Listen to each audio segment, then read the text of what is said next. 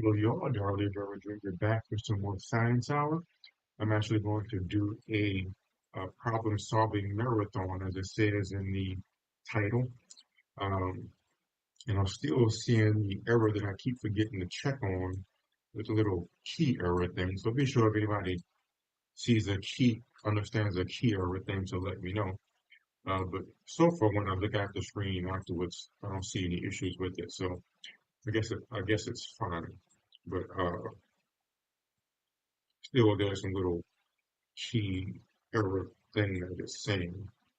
So without further ado, I'll get on with some problems. And the idea is to simply go through several problems and concepts of thermodynamics.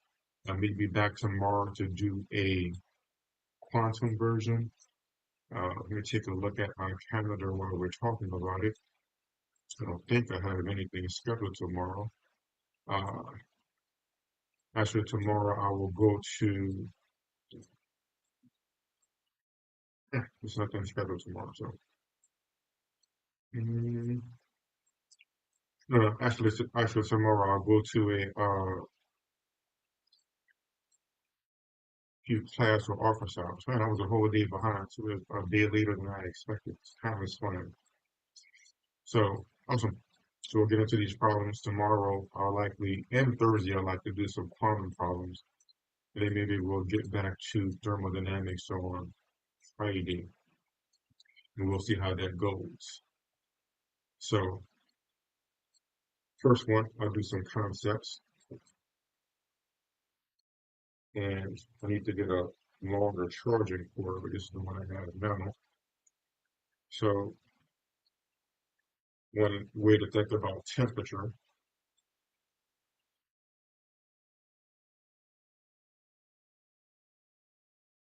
that's where you start, or they did that one.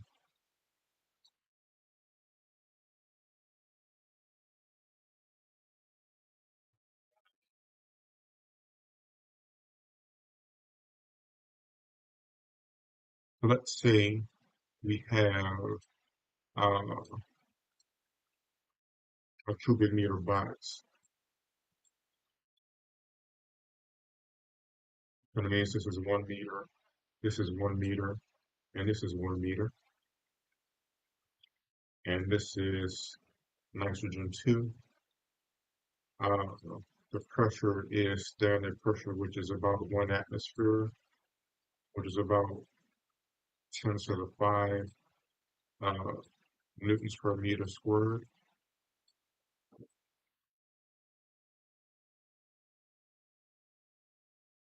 Me increase the size of my here. And let's say that we have another cubic meter box, and this one is filled with helium. We have 10 moles of nitrogen and 15 moles of helium. All right, so first we want to know the temperature of these two boxes. So these are clearly ideal gases, or close enough to it. So looking at a periodic table, I believe both of these are on the right side, the noble gases. And if you look at a periodic table, I believe these are both over here. So we're going to use the ideal gas law.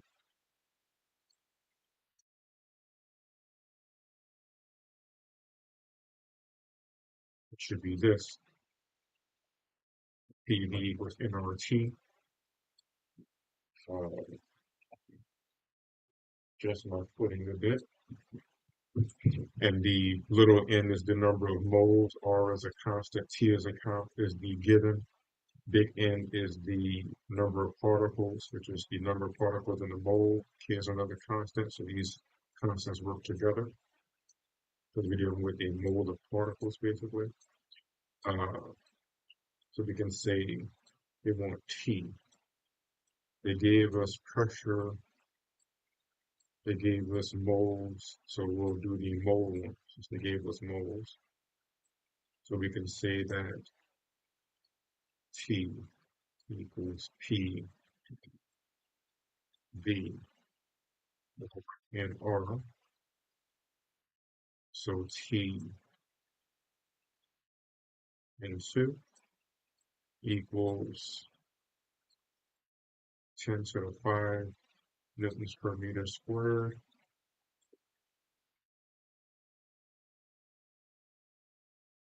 That's right. They give us the volume as a meters cubed.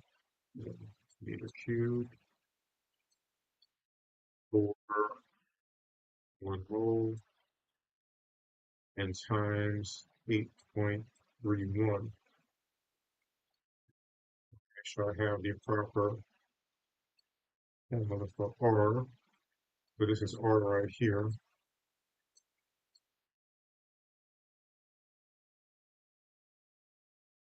8.31 joules over moles. Okay. So looking at the units, the moles will cancel.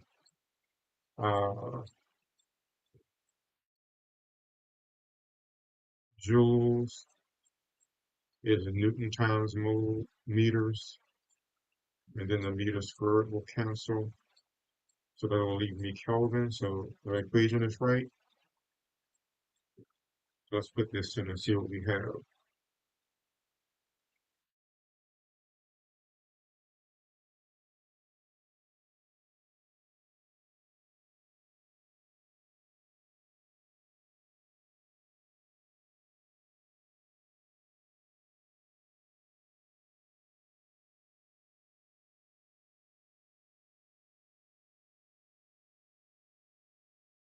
I got a crazy high temperature of 12,033 Kelvin. That don't seem like that could be right. So I'm trying to see what I did wrong. Oh, that's what it is. Oh my gosh. I put in the incorrect amount of moles.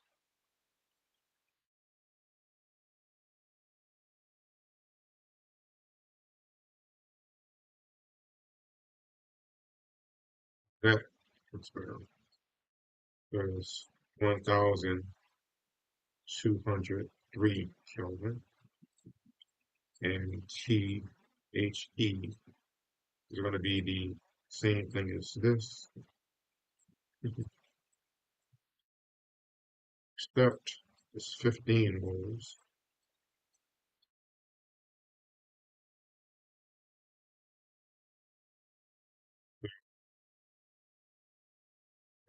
The 802, and I'll just call it 802 Kelvin. So those are the temperatures. What's going on, Sean? How you doing? Good to see you. So doing some thermodynamics, preparing for my thermodynamics exam. So these are some undergraduate level thermodynamics problems.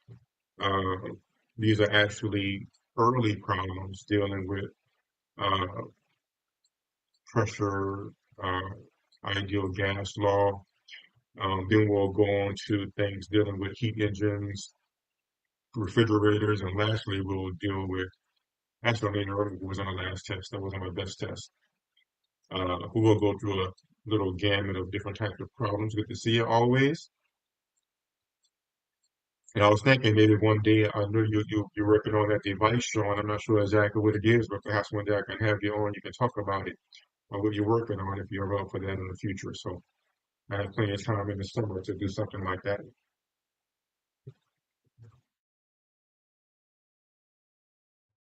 So I'm sure I keep my feet comfortable because I know I'll be here for a while. All right, so we have our temperatures. Then it says, going to the next problem, next part of the problem. There's the temperature they got. Imagine the two systems are put in thermal contact. So now what we're looking at is we have our 15 moles of helium. So let me know if you have any questions, Sean, about anything. I'll be happy to try to clarify. We have our N2 touching this, so they're in thermal equilibrium. This is still 1 meters across everywhere.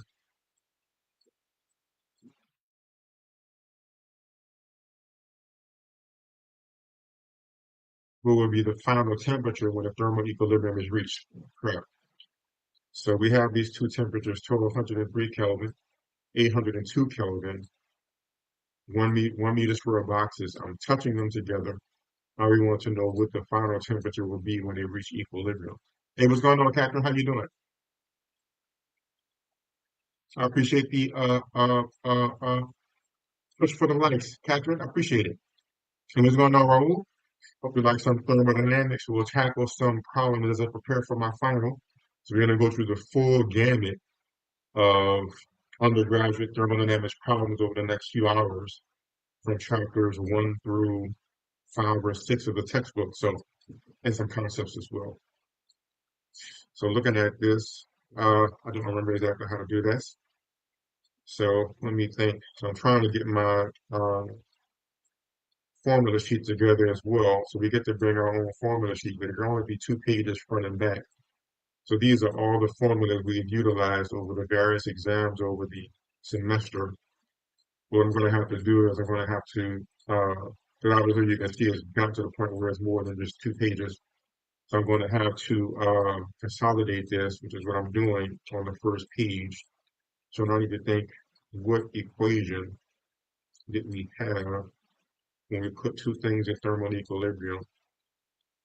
What is it that doesn't change? And if I can't think of it, I could just look it up when I did it the last time. But the idea is to be good enough on these problems so I can do them myself. Oh, what it is, I use entropy.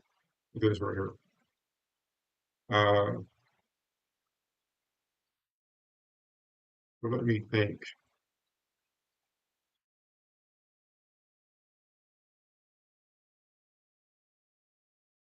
Entropy is going to be maximized when they're at the same temperature.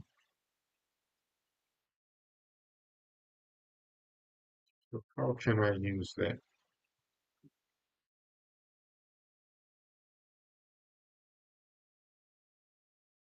I won't be able to get well, I could get the entropy. So what I can do is I can use this equation, the Sackur-Tetrode equation, if I can get the entropy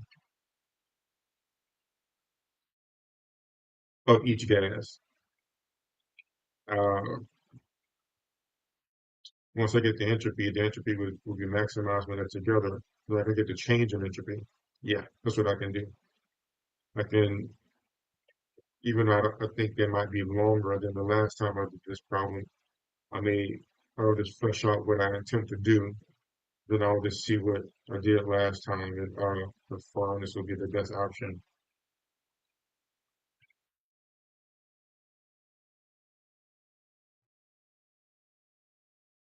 And it did not give us a, okay, just let me see what I did last time. It might be a faster way to do this. I'm doing good as well, Catherine. Yes, slightly stressed on these exams coming up. We shall see how it goes.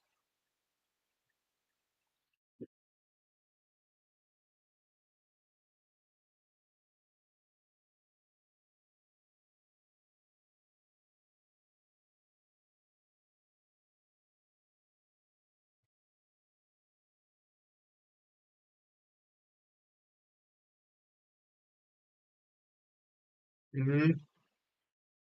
Yeah, but I think I can get the entropy of this thing. It's going to take too long. Let me take a look and see what other formulas we have here. I can jog my memory.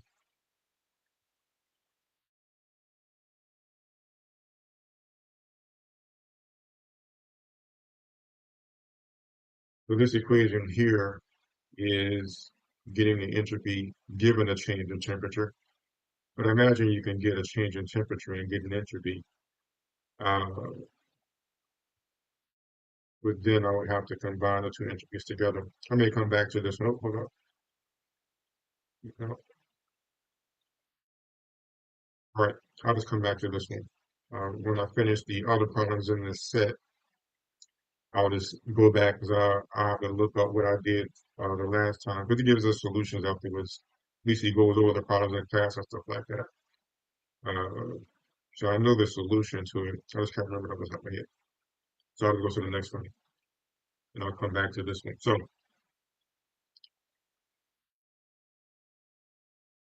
okay. So this one is actually a simple one. So I'm going to get through with these last ones pretty quickly.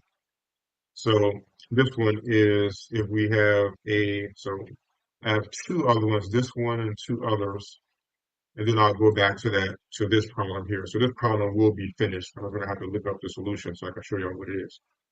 So this one is saying that we have a system of volume and pressure. So let's say we have a gas in a container or something like that. We have volume on the x-axis, pressure on the y-axis, and we have a thermodynamic process that's going something like this. So basically, the pressure is, so they're saying it's going in reverse of this. So that means that the process is going in this direction like this, and this point here is 2V naught P naught. This point here is 2V naught 2P naught, and this point here is V naught P naught. I'm gonna cover up my chat. Let me see, make sure I don't cover it up. And Patrick says sleeping soundly might be tricky, but you'll be fine. And can hopefully give yourself a wee break and some downtime afterwards. I wish. I could take a small break actually. I plan on going to the movie theaters. I'm gonna treat myself to a movie theater, which I haven't been to in for ages.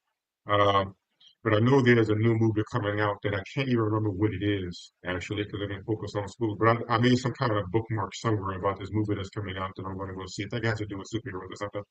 So I plan on going to the movie theaters. But then I'm gonna start preparing for graduate school. I have to study for that, and I could potentially put out my paper that I wrote for my research. I need to take one more step, and it may be ready for a journal. So I have to study some statistics to be able to do the analysis on it properly, so I can get it ready for a journal, and hopefully I can have a published paper by the time fall comes. So those are the things I'll be working on. But yes, I will take a slight break. And Catherine says, I have every confidence in you. I'm sure you will do brilliantly. Thank you. I appreciate it. That is the plan. All right.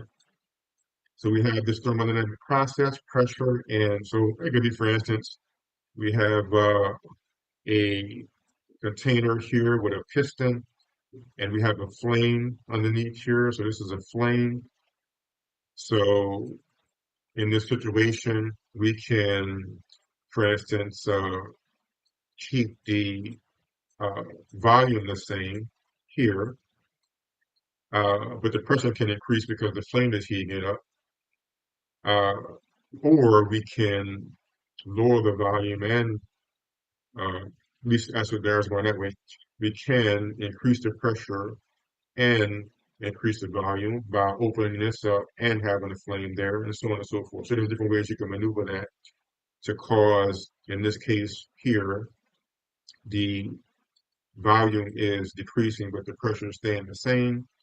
So I can remove the flame so that the it's cooling down. But as it's cooling down, I could push the piston in so that the volume is decreasing, but the pressure stays staying the same. You see what I'm saying? So there's various thermodynamics processes that you can these processes you can do to cause these thermodynamic changes. And the first question is, uh, when the system returns to equilibrium, when it returns to the initial point. So this is the initial point in blue. What's the total work done on the system? What's the total heat transfer into the system? And what's the total change in internal energy of the system? So it wants you to get the total work, the total change in energy, actually that'll be a U, and the total heat that's transferred. So technically that'll be change in heat. That's what it wants me to solve for this problem.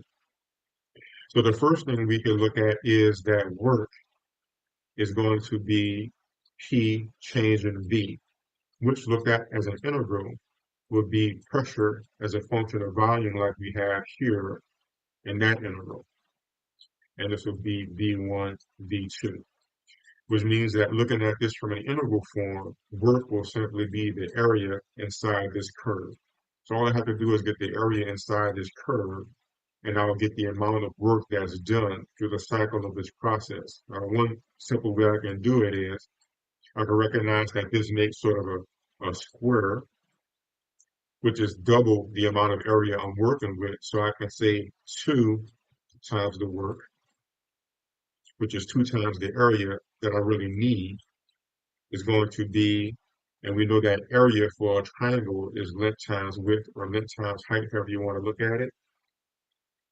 So the length of one of these things, since that's V naught P naught, and this is 2 V naught P naught, I'll make that a different color so it stands out. And this is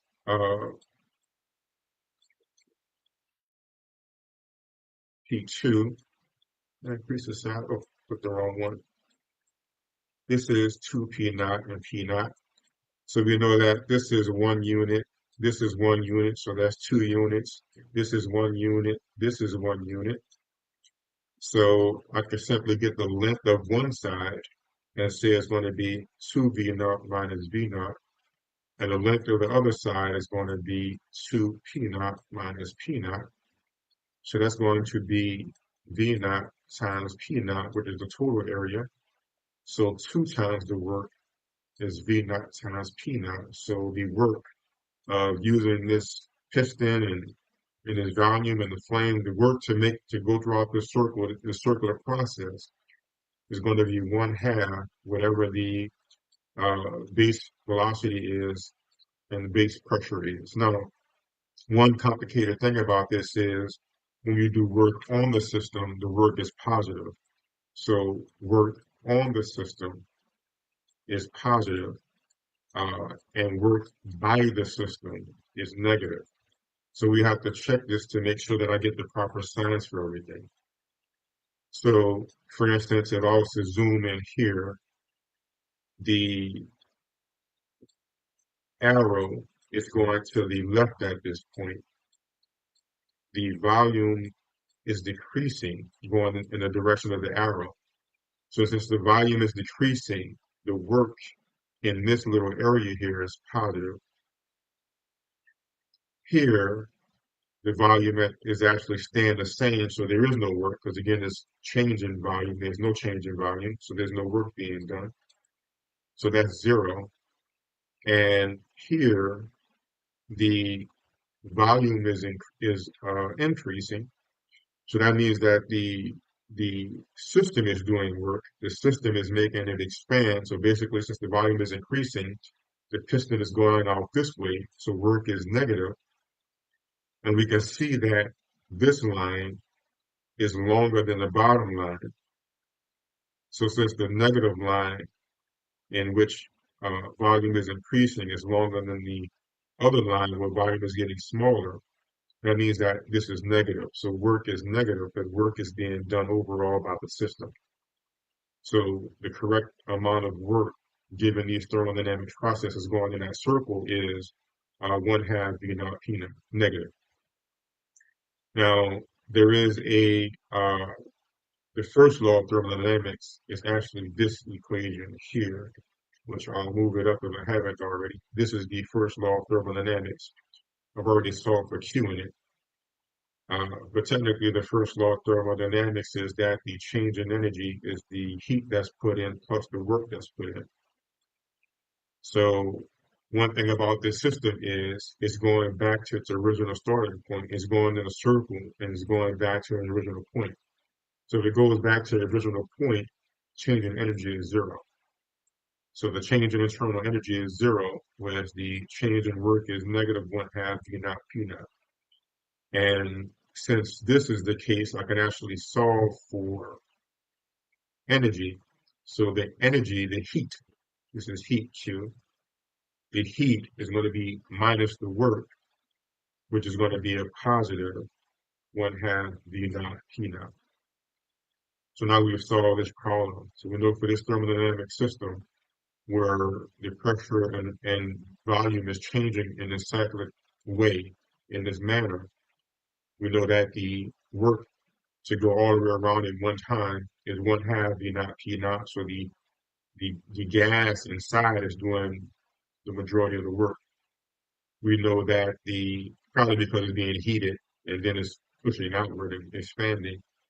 We know that the internal energy is zero because it goes back to where it starts at. So the internal energy doesn't change at all, but there is uh, heat added to the system, which makes more sense about this candle being there that's causing this volume to expand and do work right there.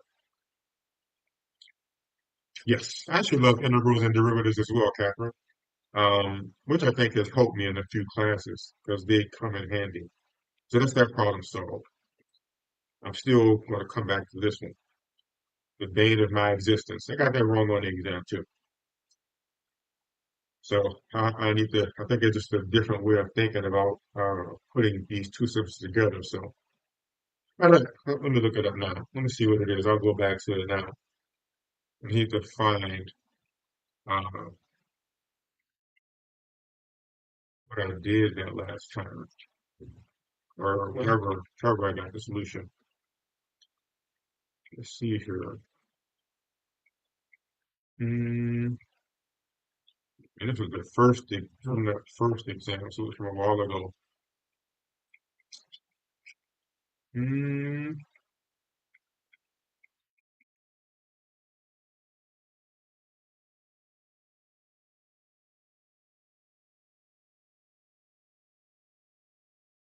let's see. I think if I scroll through my files, I can find it. Uh, Let me scroll through my files and see where I put this thing at. I can't believe I don't know where it's at right now. Okay, here we go. I found it. And it is long. All right. So what I'm going to do is I'm going to copy this thing out somehow and show you what I'm talking about. So give me a moment here. I'll actually save this out and I'm sending it to my cloud files so I can come back and show you what I'm talking about and remind myself how to do this blasted problem that's still stumping me basically. So that should be in the cloud now. Okay. All right, here we go. So here is how to solve this blasted problem if you put two uh, boxes of gases, ideal gases, side by side, different temperatures. What will the temperature be when they're touching side by side? Okay, let's figure this thing out. Or remind myself how to figure this thing out. All right, so we're going to use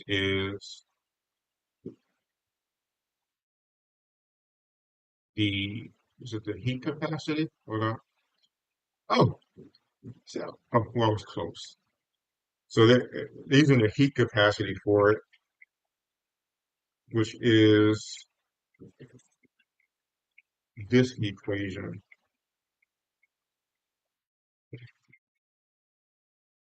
Heat capacity and as it relates to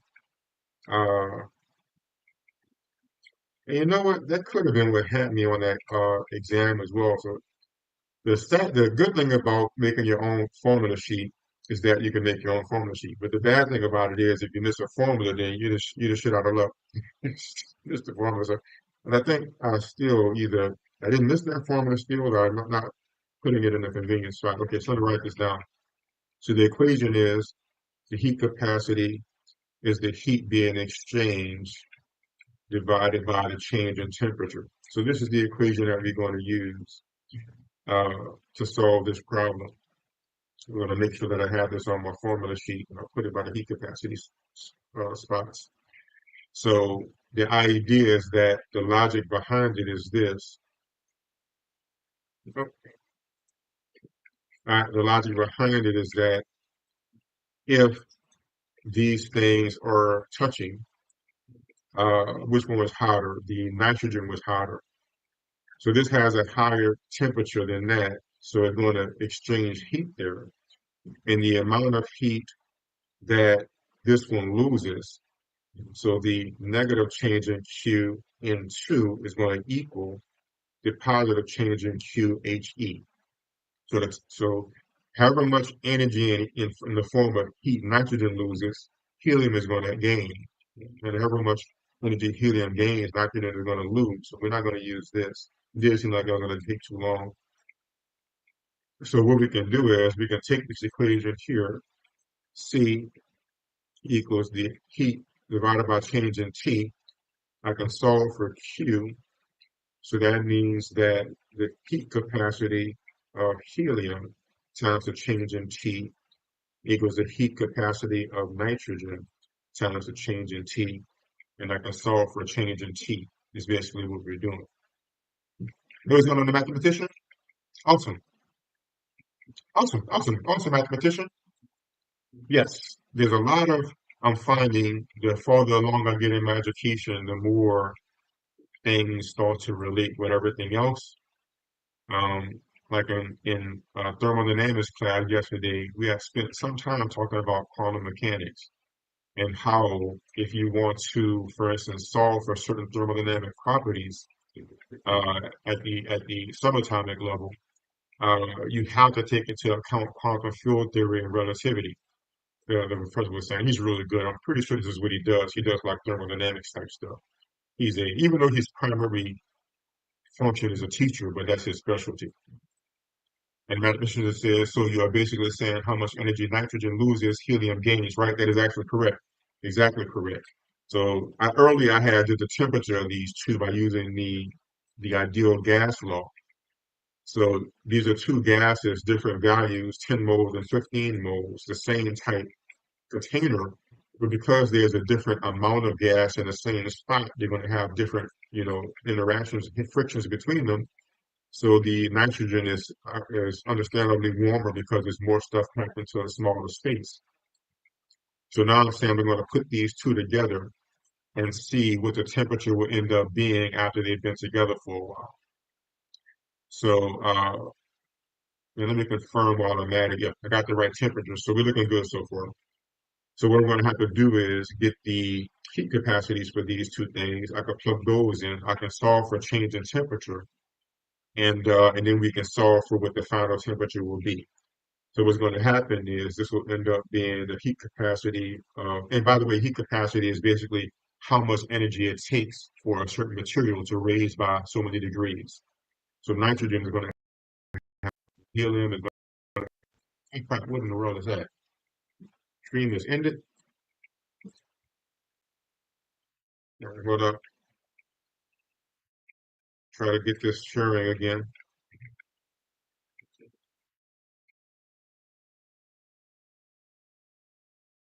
All right, there we go. So it says,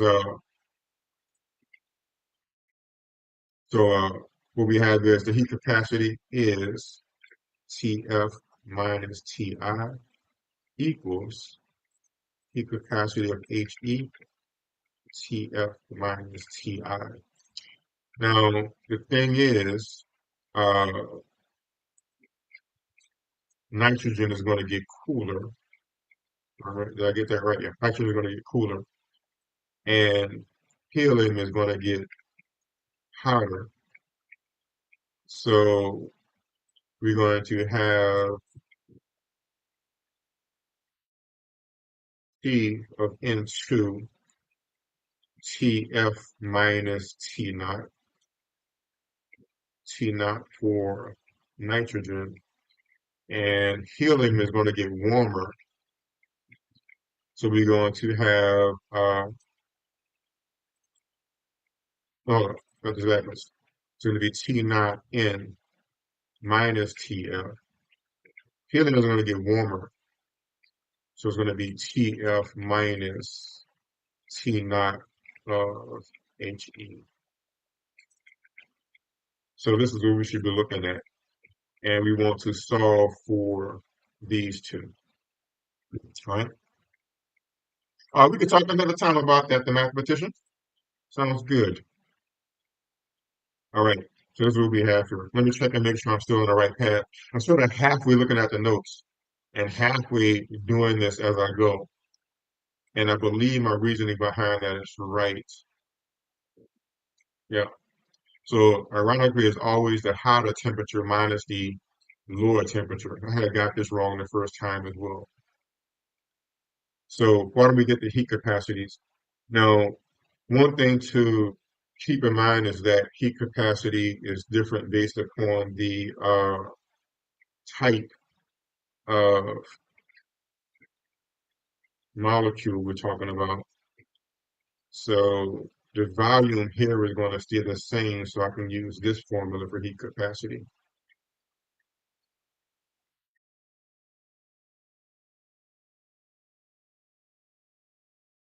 We have this. So we have CV, which means that the volume is staying the same. It's still in the same box. Now, uh, it says that N2 is diatomic and HE is monatomic. So that means that N2 has 7 degrees of freedom and HE has 3. So N2 has 7, HE has 3.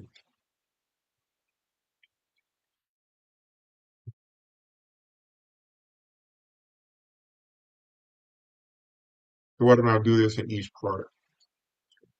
So we have 7 over 2, 1 mole. No, actually, not one. I'm so used to dealing with 1 moles. How many moles is it? 10 moles.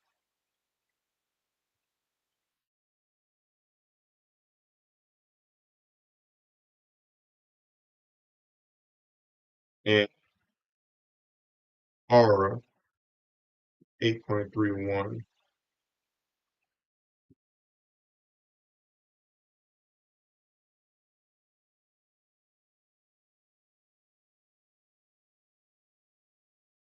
So that should be that. Let me check and confirm I'm going in the right direction.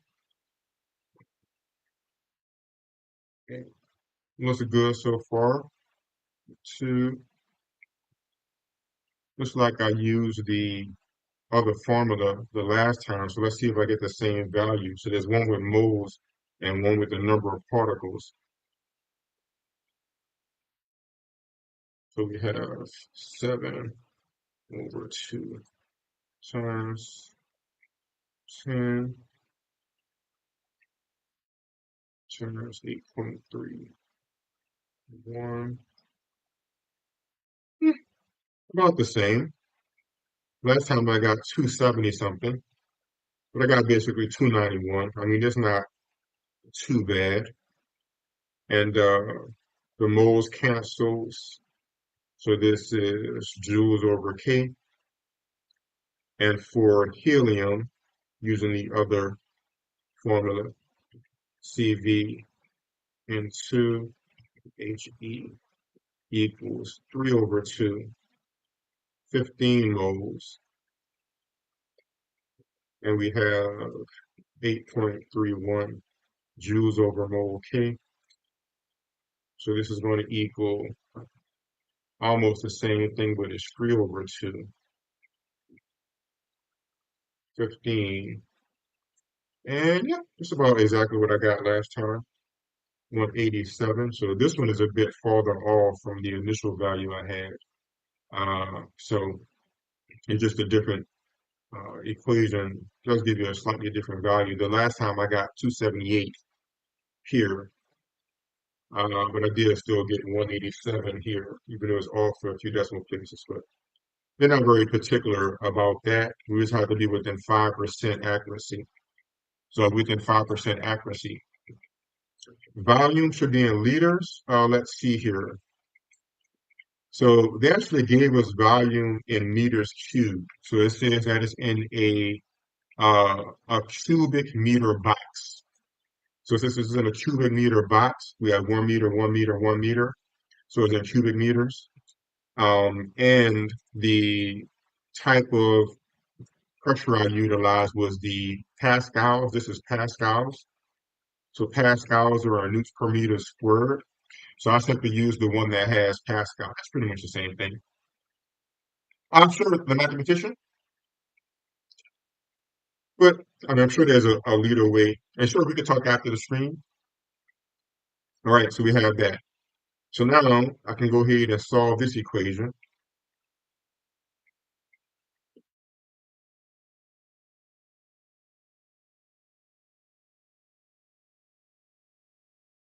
And I can actually plug this in. So we have 291 joules per Kelvin. And T naught for nitrogen was what again? 1203. 1203 K. And actually, before I put the numbers in, let me follow my own advice, my best advice, and solve for TF first. If I gotta have two TFs here, so why don't we go ahead and do that? So I always tell my students to solve symbolically first. But sometimes I get in and start to plug in numbers first too. So let me go ahead and solve for CN2, CF minus T naught HE. Uh, so then we have, I could divide that. What did that do? Oh no, that maybe not. That won't be good. Mm,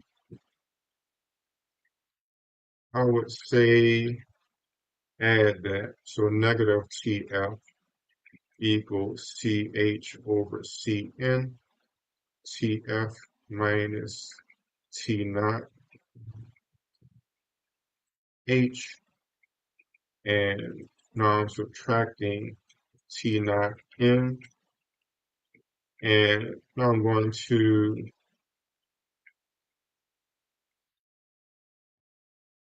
get this on the other side. So why don't we do negative TF plus CH over CN, TF minus TOH equals negative T.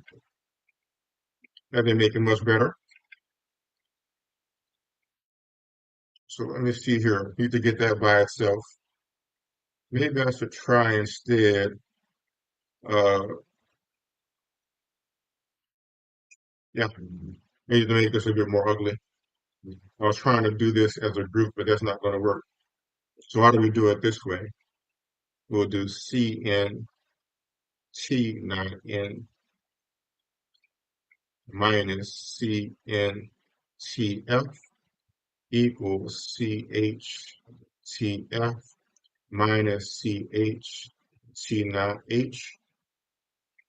Yeah, this will do it. So I distributed the CN, distributed the CH, TF, TH. So now I can go CN T naught N plus CH T naught H equals CH TF plus CN TF. So now I can collect my TFs. So that's going to be CH plus CN. And now I can say TF equals CN T naught N plus CH T naught H over CH plus CN. What do y'all think? The integration formula. Uh, do you mean for this problem here? Oh, thanks, mathematician. Appreciate it. Now, this was just a way to show that the work on a thermodynamic system involving pressure and volume is going to be the same thing as the area under the curve. that's made by a graph of pressure versus volume. So that's what that was. But you could click farther early in the stream and actually solve that problem in detail. And I'll talk about the concepts as well. And it's just showing afterwards because I couldn't do this one initially, so I had to come back to it. And I'll double check this, make sure I didn't make a mistake anywhere. Distributed that, and to make sure I'm clear about what I did, I distributed this here, distributed this there. So I got TNT naught, CNTF, CHTF, CHT naught. I brought uh, which one? This to this side, so I made it positive, and I brought this to this side, which made that positive, and the thing that was already there stayed the same. And I was able to collect TF by factoring here, divide by CH plus CN. So now I have TF equals this at the top and that at the bottom. Now let's see if I could simplify this even further. Nah, I mean, it won't really be worth it. So I can say TF is going to be, so what was my CN? 291 joules over K times T naught N, which was 1203K plus CH 187. I need to write this clear for I think it's a 6. And what was that temperature? 802 Kelvin. And so right there we see that we just have joules at the top. When those go together. And this is going to divide by adding my uh, 291 plus 187, which I have right there, I forgot. And this is going to be joules over K. So the joules in the numerator is going to cancel, and this is going to leave me with K in the denominator of the denominator. So that's going to end up being K. So let's plug this in and see if we have two boxes with two different numbers of moles of nitrogen and helium. We put them together, so now they're in thermodynamic equilibrium. And let's see what the final temperature is, and I'll check for any comments or questions on this problem or anything else. And 203 plus 187, 802 divided by 291 plus 187. So did I put everything in right? Looks like I did. All right, the final moment. Usually when I'm on an exam, by the way, I don't even check these things. I just type them in because it's so pushed for time. And just whatever I get, I get. But here, I'll make sure to check it. All right, so I got 1,046. And that sounds like the right answer. I vaguely remember what the answer was. Uh, well, it's off by a little bit. But I did get a different value for my heat capacity. I remember my heat capacity was off compared to the last time I did it. The last time I got 934. So what is that? What difference is that? 934 divided by this. And well, that's more than 5%, so I would lose points on the exam, but that's about what it is. Now, so if you look at this, we know that the nitrogen was at 1203, and we know that the helium was at 802. So it stands to reason that the temperature is going to be in between those. So that's greater than that, and that's greater than that. Right? So that makes sense. It's logical. It's reasonable. But the temperature that they both end up at is going to be in between the two. So yeah, I'll be happy to turn that in on an exam. Let me scroll through and see if I missed any questions or comments.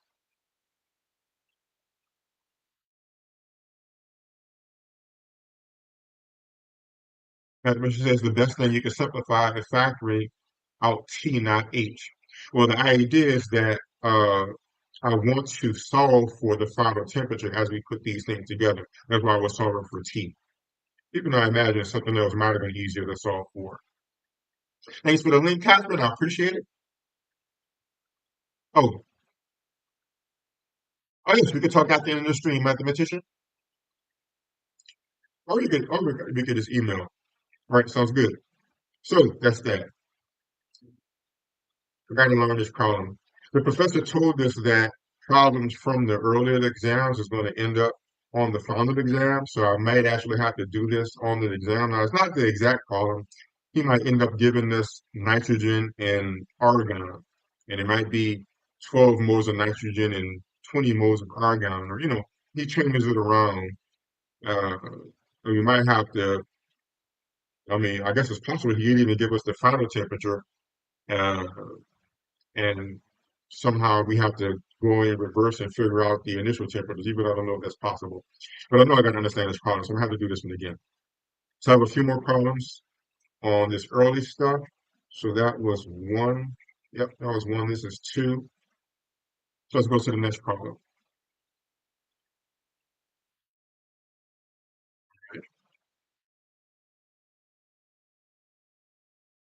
So the next one is a bicycle tire. This one is actually pretty easy. This one is one I had the formula for on the exam sheet. So what it's saying is, imagine that you have a tire and that you're inflating, a bicycle tire, right?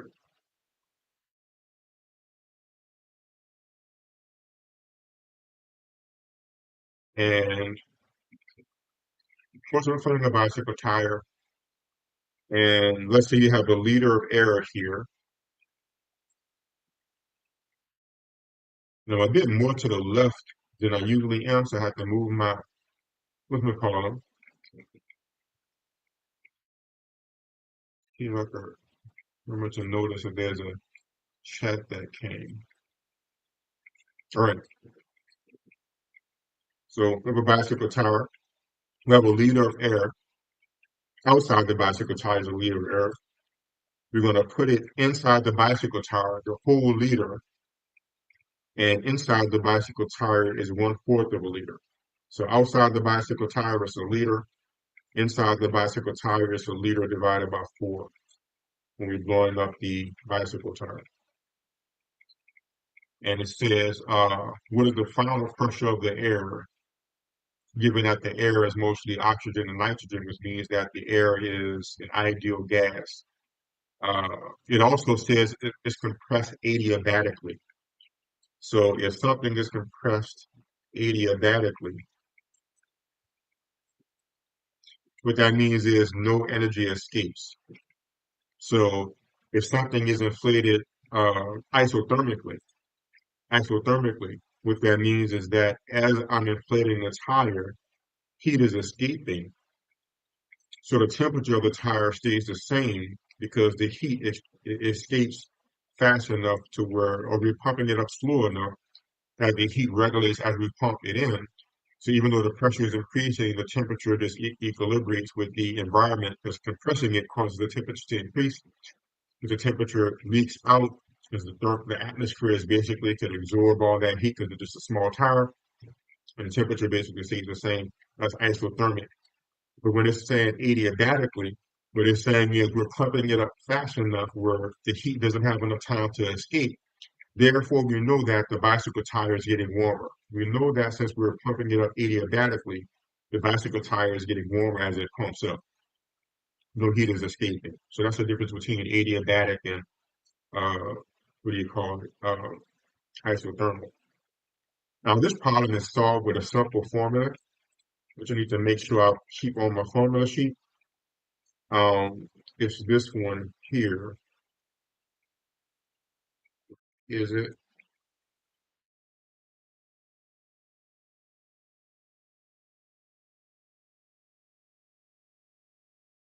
Here it is. So I'm going to copy both of these out, make sure I have them with me. So this is all we need, basically, for this one. And F is the degrees of freedom again. right? So what this is saying is that the volume of a system, if the temperature changes, will equal the initial volume with the initial temperature. So because it's changing adiabatically, when the initial volume is what it was and the initial temperature is what it was, no heat is exchanging because it's exchanging, is pumping adiabatically.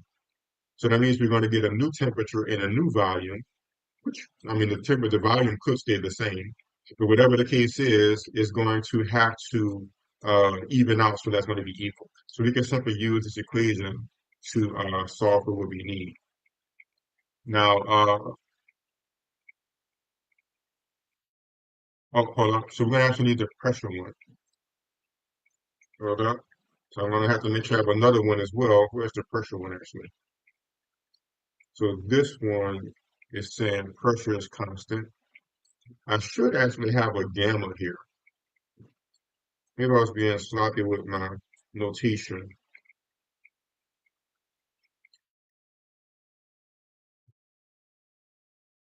Right? So actually, I mean that equation is true, but we don't have enough information to use that one. We don't know the temperature, so we can't use that one. But that one is true. We do know the pressure.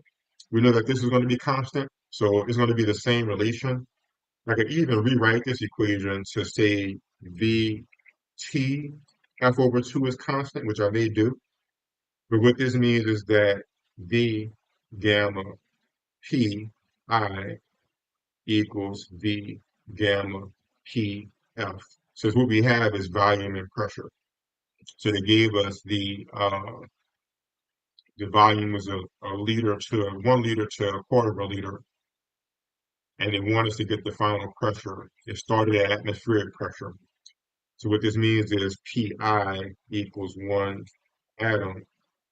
I call it atom atmosphere, which equals 10 to the 5 newtons per meter squared. Uh, the volume initially is 1 liter. Talking with a mathematician with the liters, the volume F is 1/4 of a liter, and they want us to get the final pressure. So we can simply use this equation, seeing that it's going to be pumped up adiabatically, and these two things are going to have to be equal.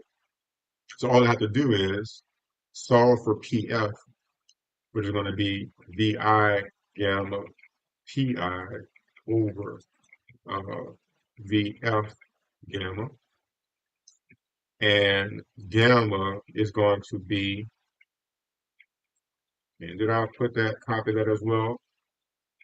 What's going on, Alexandria? Hope you're doing well. Awesome. Welcome back. Good to see you as always. And always good to have interaction. Let me know if you have any questions. And I'm making sure I have my gamma on here. I may need to write it again. As you can see, my formula sheet is a mess. I didn't know what to expect for exam 3, so I just like crammed every possible thing I could. But over the last few weeks, I've been like deconstructing it, and I just may need to just write gamma again. I'm sure it's up in there, but it's hard for me to see. I don't want to take too long looking for it. So gamma equals 2 plus F over F. And what F is the degrees of freedom. So depending on what type of gas we're dealing with, it'll have a different number of degrees of freedom to work with.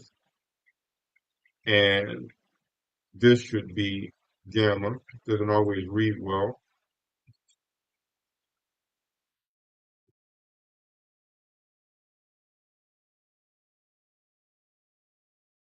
So that's that.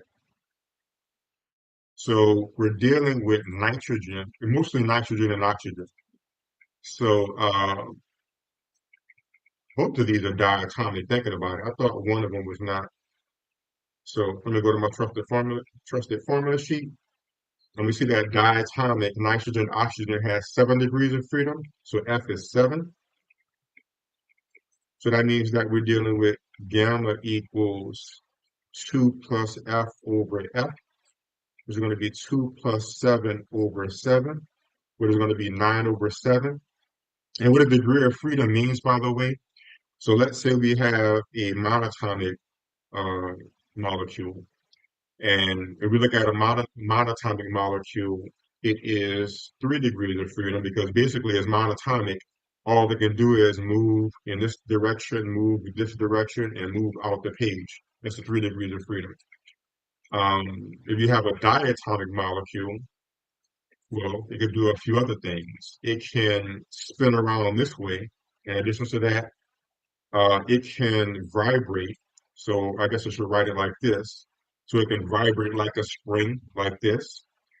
And when you're dealing with the temperatures of gases, when you're dealing with the amount of energy it has, all of these degrees of freedom need to be taken into account. And this goes back into what I was saying before about, maybe you learned about the ideal gas law in high school, but didn't have to take this into account. But when scientists really do things like build whatever they're building, um, if you want to fill it with nitrogen, things are going to be different than if you fill it with argon or maybe argon, whatever, some other gas that's not diatomic, because it'll have more degrees of freedom, the volume will be different, the things will be different. So in this class, we have to take that into account, recognizing that so this is a diatomic molecule, it's going to have these additional degrees of freedom, it's going to have different energies, and it's going to cause a different pressure than if you use a different gas for that reason. So it's quite interesting, right? So if you pump and that's why if you look at those cars, there's some cars now that have nitrogen for gas, and if you notice, the gas cap is green because and they say you can only fill it with nitrogen because the whole system is designed to be filled with nitrogen, which has, it's going to have a different composition, it's going to behave slightly differently. There has to be one of the reasons why, because it's going to behave slightly differently than if you fill it up with regular air. All right. So let's go ahead and plug this in and figure out what this is. So initially we had 1 liter, and this is going to be 9/7, and the initial pressure was 1 atmosphere. Actually, I could just write 1 atmosphere. I don't even have to do the units thing. And then we have 1/4 liter, and this is also 9/7, because that's on all each volume term. So what this is going to do is I can have 1 divided by 1/4. So this is going to be 4 to the 9/7 times 1 atmosphere. So this is going to be, let's see what the pressure is going to be. 4 to the 9/7. So the pressure is going to be 5.94 atmospheres. And I got this right on the exam. And I vaguely remember that being the answer, so I'm sure that's the right answer. So that means that if you have a bicycle tire and you pump into it 1 liter of air that initially was 1 atmosphere, and you're able to get all of that air into the tire, and you pump it fast enough to where when you compress the air, it heats up because now it's getting cramped together. They're bumping into each other more, so the heat is going to rise. But you pump it up fast enough to where another heat leaks out, which, I mean, generally we could all do it. I mean, it takes a while for that to go through the rubber, I'm sure. When you pump that tire up, that 1 liter of air, if the tire is still enough to where it's 1/4 of a liter of air, now inside that tire, you have almost 6 times the pressure of the atmosphere pushing out against that tire. Right? So there you go. Any questions, any comments on that? Any wondering why our bicycle tires don't blow up?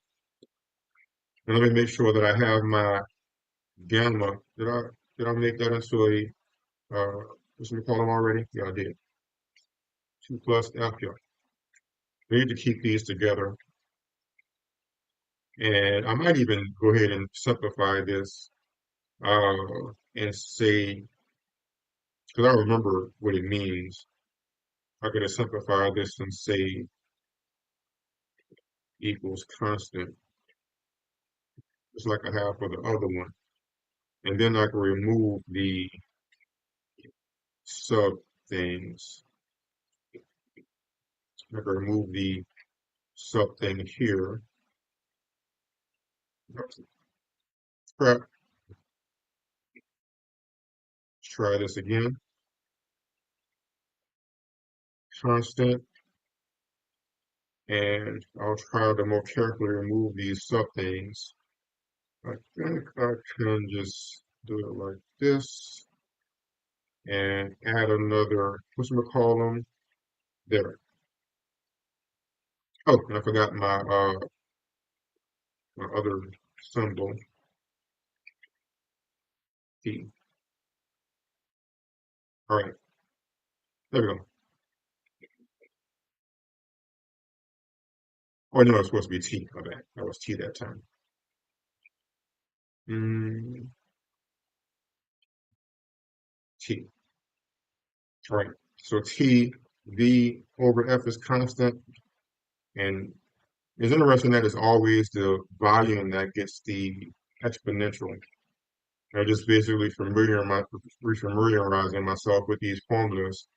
So technically, I guess temperature and um, volume doesn't really change in that way. But I don't know, I think I mixed my exponent up. Uh, One thing you have to do is have the proper formula when you do these things. So looking at my previous notes, it's VT.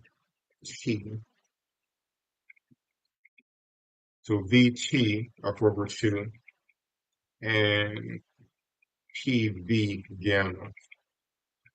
So V has the exponent in one and T has the exponent in the other. The fact that they're constant lets me know that it's going to be VI, VF. And I have my gamma that I put into there. Awesome. So let's see if there's any other questions that came up. Looks like we're good at the moment. So why don't we go to one more problem on this level of exam, and then we'll go to the harder level after this. So we'll go to the next level up after this problem. So this problem says, so we have a two-state paramagnet with 6 dipoles. So now we're getting into microstates and macrostates. So this is 4, this is 3. So we have a two-state paramagnet. So you imagine the magnet is going to be either up or down. Uh, so, let's say, and it says we have, what's the probability of finding exactly equal numbers of up and down? So this thing, each of these magnets can be either pointing up or pointing down. So let's say, well, it doesn't actually mention the magnetic field. I was about to make it too complicated. We just have paramagnets. Each can point up or down. What's the probability of finding a system in a state with half up, half down, and uh, and each one is equally probable there's not in a magnetic field or something. So let's think about this. So the way this works is you have a system. So if you look at this system, it's going to be composed of various macro states and micro states. And the microstate is going to be the snapshot of the system. So right now, there's 3 up and 3 down. That's the specific state. Not only is it 3 up or 3 down, it's these 3 up on the left here are up, and the other 3 are down. That's one microstate. Technically, this is another microstate when I swap these. So let's say if I was to swap this in this way, this is still 3 up and 3 down, but now there's a different 3 up and 3 down. So this is one microstate, and this is another microstate, but they are the same macrostate. The macrostate is there's 3 up and 3 down.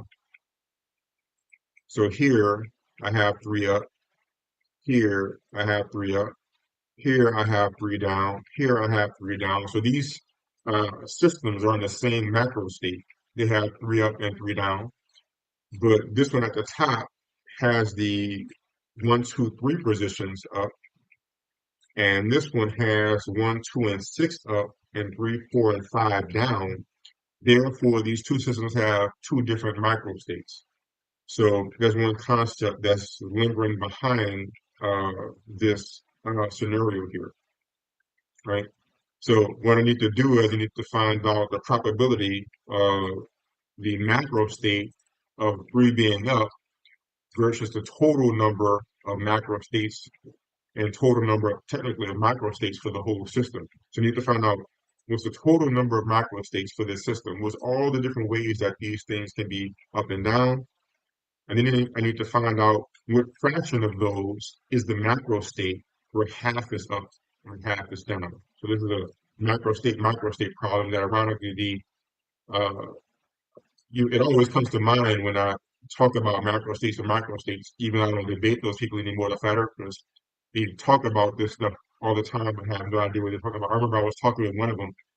He was going off and off about macro states. I was like, hey, what is a macro state? And he just lied and made up something like you've seen in debates, like when I asked him uh, what was it? Asked him what proper time is, and it was trying to tell Tony he didn't know relativity. They had no idea.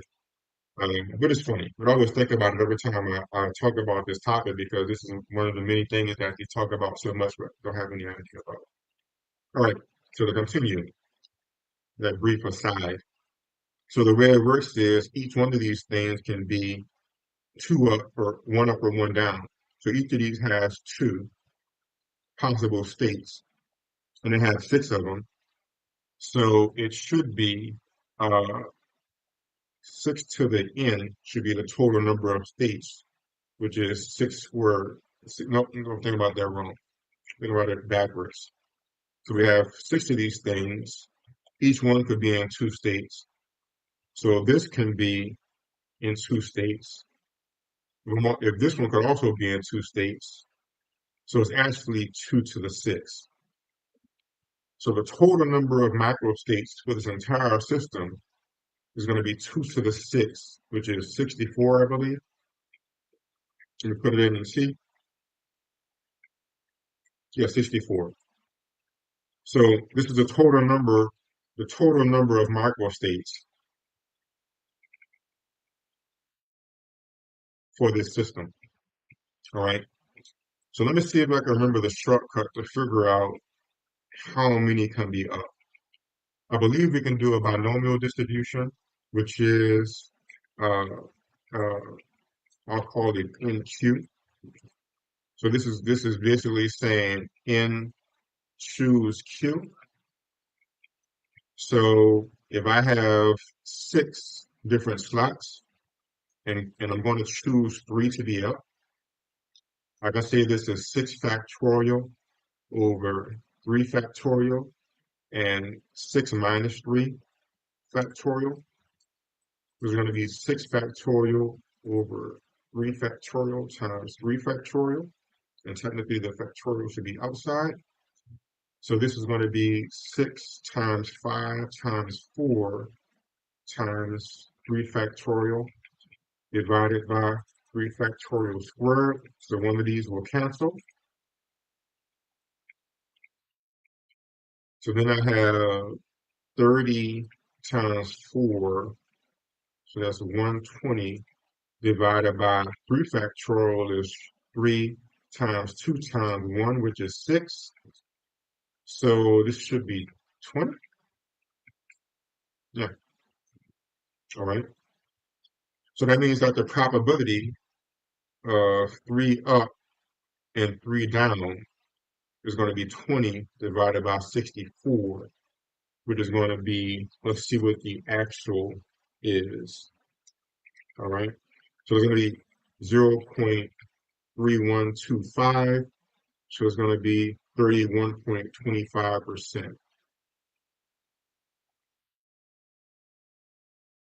All right. So let me check and see if I got this right. Let me know if y'all have any questions about anything.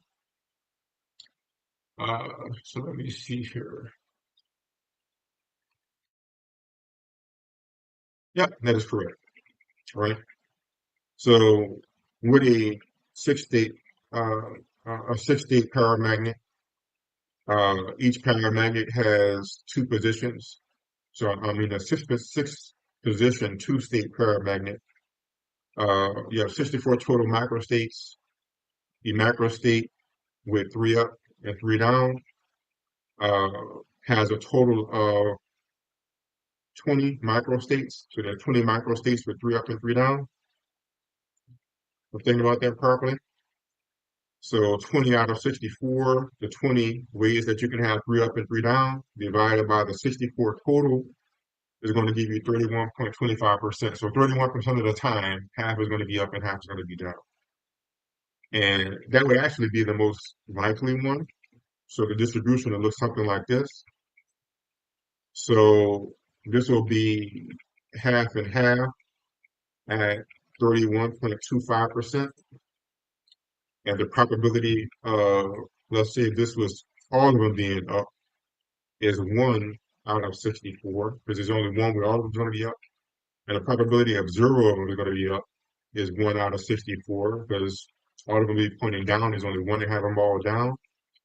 And this state here is the state with the highest multiplicity, which means it's the state with the highest entropy. The state where energy is distributed most evenly, half up and half down. So this would be the most likely state as well as the highest entropy state. I guess let's say S equals max, because that's when the energy between the different configurations is most evenly distributed.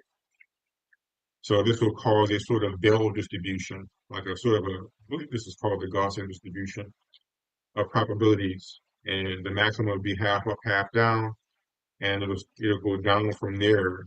And the minimum will be either all of them up or all of them down. That's the least likely state. And that's generally how that will look. Let's see if there's any questions on that. And Tyler says, hey, Daryl, I can't remember where I put my comment on one of the videos about my sighting. I wanted to let you know it was a diet pyramid. Interesting. So you're saying, so you're saying that what you saw looked like this?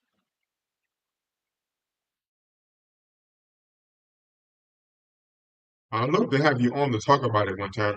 The last time, like nobody showed up for metaphysical hour, so I figured, oh, well, maybe there's not a lot of interest there. And I plan on getting back into it a bit more. Like I plan on taking up my out of body training again, because there's some things coming up that I want to explore again. Uh, but still, I'm more focused on science and stuff now. And eventually, I want to bridge the gap between the two a little bit. But I'll get there eventually. Oh, also, mathematician. It was two-dimensional. Oh, okay, mathematician. Okay, I'll keep that in mind. So perhaps I'll have it this coming Sunday again. Oh, yeah, yes, that's what you mean. So in other words, if I was to draw it, in other words, you can still see the back like this. And this might have been shaded a little bit. Maybe this one was shaded lightly, and maybe this one was shaded a bit more, right? Awesome. I do remember hearing or seeing accounts of sightings like these. The one that I saw, there was helicopters around it, and some people suspect that it was it? I don't know, maybe I'm thinking about the wrong one. It was one that was shaped something like this. Maybe it was pyramidal and not double pyramidal. And apparently there was a flame coming out the bottom. Did you see a flame coming out the bottom of yours? Maybe I'm thinking about a different sighting. Maybe the one I'm thinking about was only one pyramid. I can talk about it one week. Whatever one I'm thinking about, there was some flames coming from it, and there were ladies. They went over some people, and they got radiation burns from it. Actually, that's why it made like it was a permanent sighting that I saw showing up in a few places. No helicopters. Well, then it might not be the type I was talking about, but I remember seeing. I can't remember what was when I was talking about what shaped like, but it might not have been this one. I've also seen people seeing accounts of sort of pyramidal shape that was seen on their own. So awesome. Let's talk about that one time. All right, this is the early level stuff. So I did 4 problems of early level thermodynamics. So I'm gonna go to the harder stuff, and I may take a short break. So what I'm going to do next, I'm going to show y'all what I'll do next. I'll do some concepts. I'll do some concepts dealing with uh, equilibrium, uh, multiplicity of states, talk about multiplicity of bit, free expansion, entropy. So we're starting to get into entropy. Uh, talk about multiplicity with multiple systems. We'll talk about how many bits of information it takes to equal the macro state of an ideal gas, the total number, at least how many bits of information does it take in equivalent macro states of bits to equal the entropy of an ideal gas. We'll compute a large number, and then we'll do uh, a mole of diatomic gas, which the change of temperature is going to be, uh, how the entropy will change if we change the temperature. That's what we'll do next.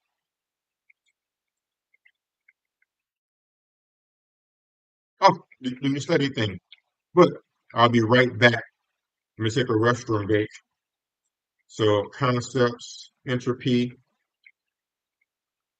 uh, multiplicity, and equilibrium back in 5 minutes or maybe less. All right, I'll be right back.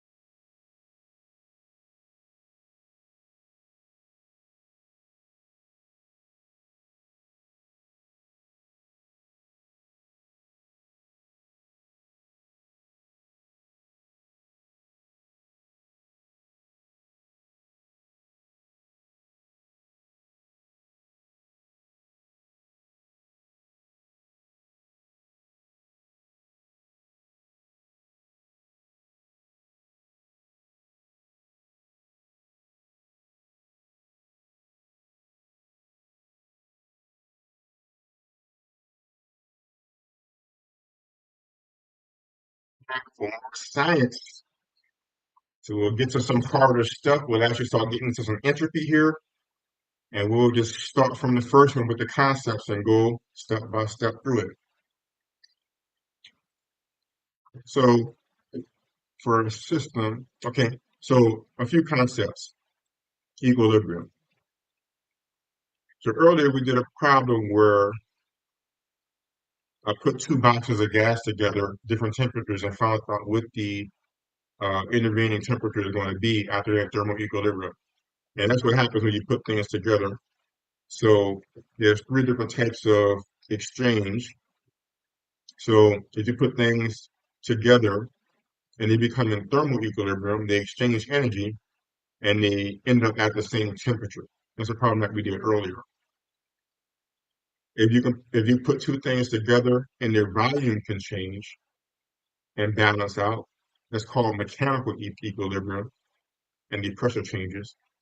And if you have something that can leak particles, let's say you have, I don't know, two chemical compounds together and they start to blend together, and they diffuse, like if you put a drop of water, it diffuses, a drop of, you have a glass of water, you drop an ink, and then it diffuses through the ink. It's talking about chemical potential. So this is just basically talking about how when two things are in equilibrium, what's happening is their entropy is maximized. So in equilibrium, entropy is maximized, and as we discussed before, the most likely microstates are most likely to happen. And also another detail is each accessible microstate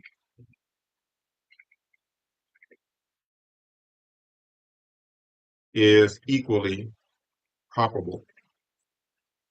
So let's go back to the example before. We had this system.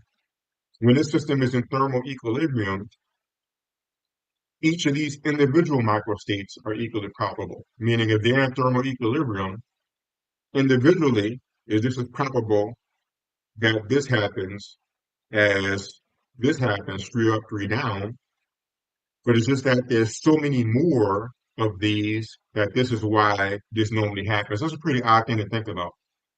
But we know thermodynamically that once a system is in equilibrium, once it is in equilibrium, each individual microstate is equally probable, but I only have one of this microstate, and I have 20 of this microstate, where half up it and half is down, at least this macrostate that is.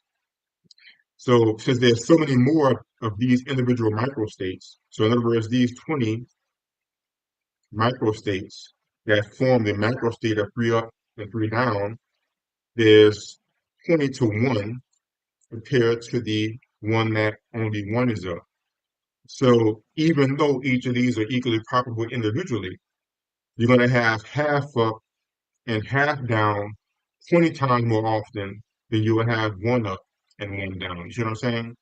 Because you can have half up and half down like this. You can have half up and half down like this. There's so many more ways that half down and half up can happen, that each one of these will cycle through each other many more times than the one where they're all up or where they're all down.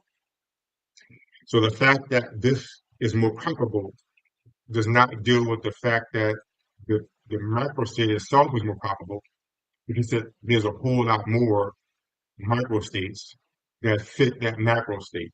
You see what I'm saying? So you can say the macro state is more likely to happen, but each micro state is all equally likely to happen. Let me know if that makes sense. I think it's a tricky concept. At least it was tricky for me. I don't know. It was tricky. It was a tricky concept for me, right? It's tricky. It's tricky to think that this is as likely as this one state, but there's a whole lot more of the three up states. So we'll find that three up and three down happen a whole lot more often. But each individual one is as likely to happen. Each microstate is as likely to happen. All right, so that's the first concept. The next one, so in the thermodynamic limit, so in other words, even if uh, the system is in equilibrium, so this macro state is the most likely one that's happening, the energy is distributed evenly, and so on and so forth. There is still some fluctuations. So in other words, it's not going to just stay here. There's going to be, the probability range, you'll be up in here somewhere, right? Like, even though it's more likely, like when you get into a giant system where there's millions of paramagnets or whatever, the number of macro states gets insane, and the number of macro states gets insane. That's why we deal with this stuff statistically, because right now we're just dealing with just six things, sure, but as we go on, we'll have to deal with problems where we can't take things individually. We have to start using statistics more. Um, but there's a little bit of a statistical variation that is not zero. So there's a little bit of a breadth to it. Um, for an ideal gas with a fixed energy, the multiplicity of the states has this form.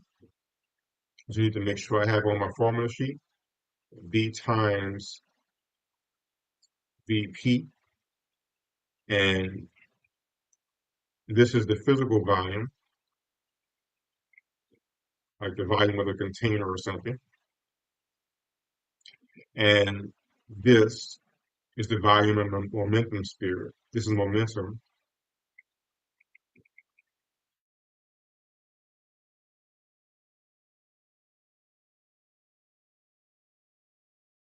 I'll try to write meter since y'all watching here.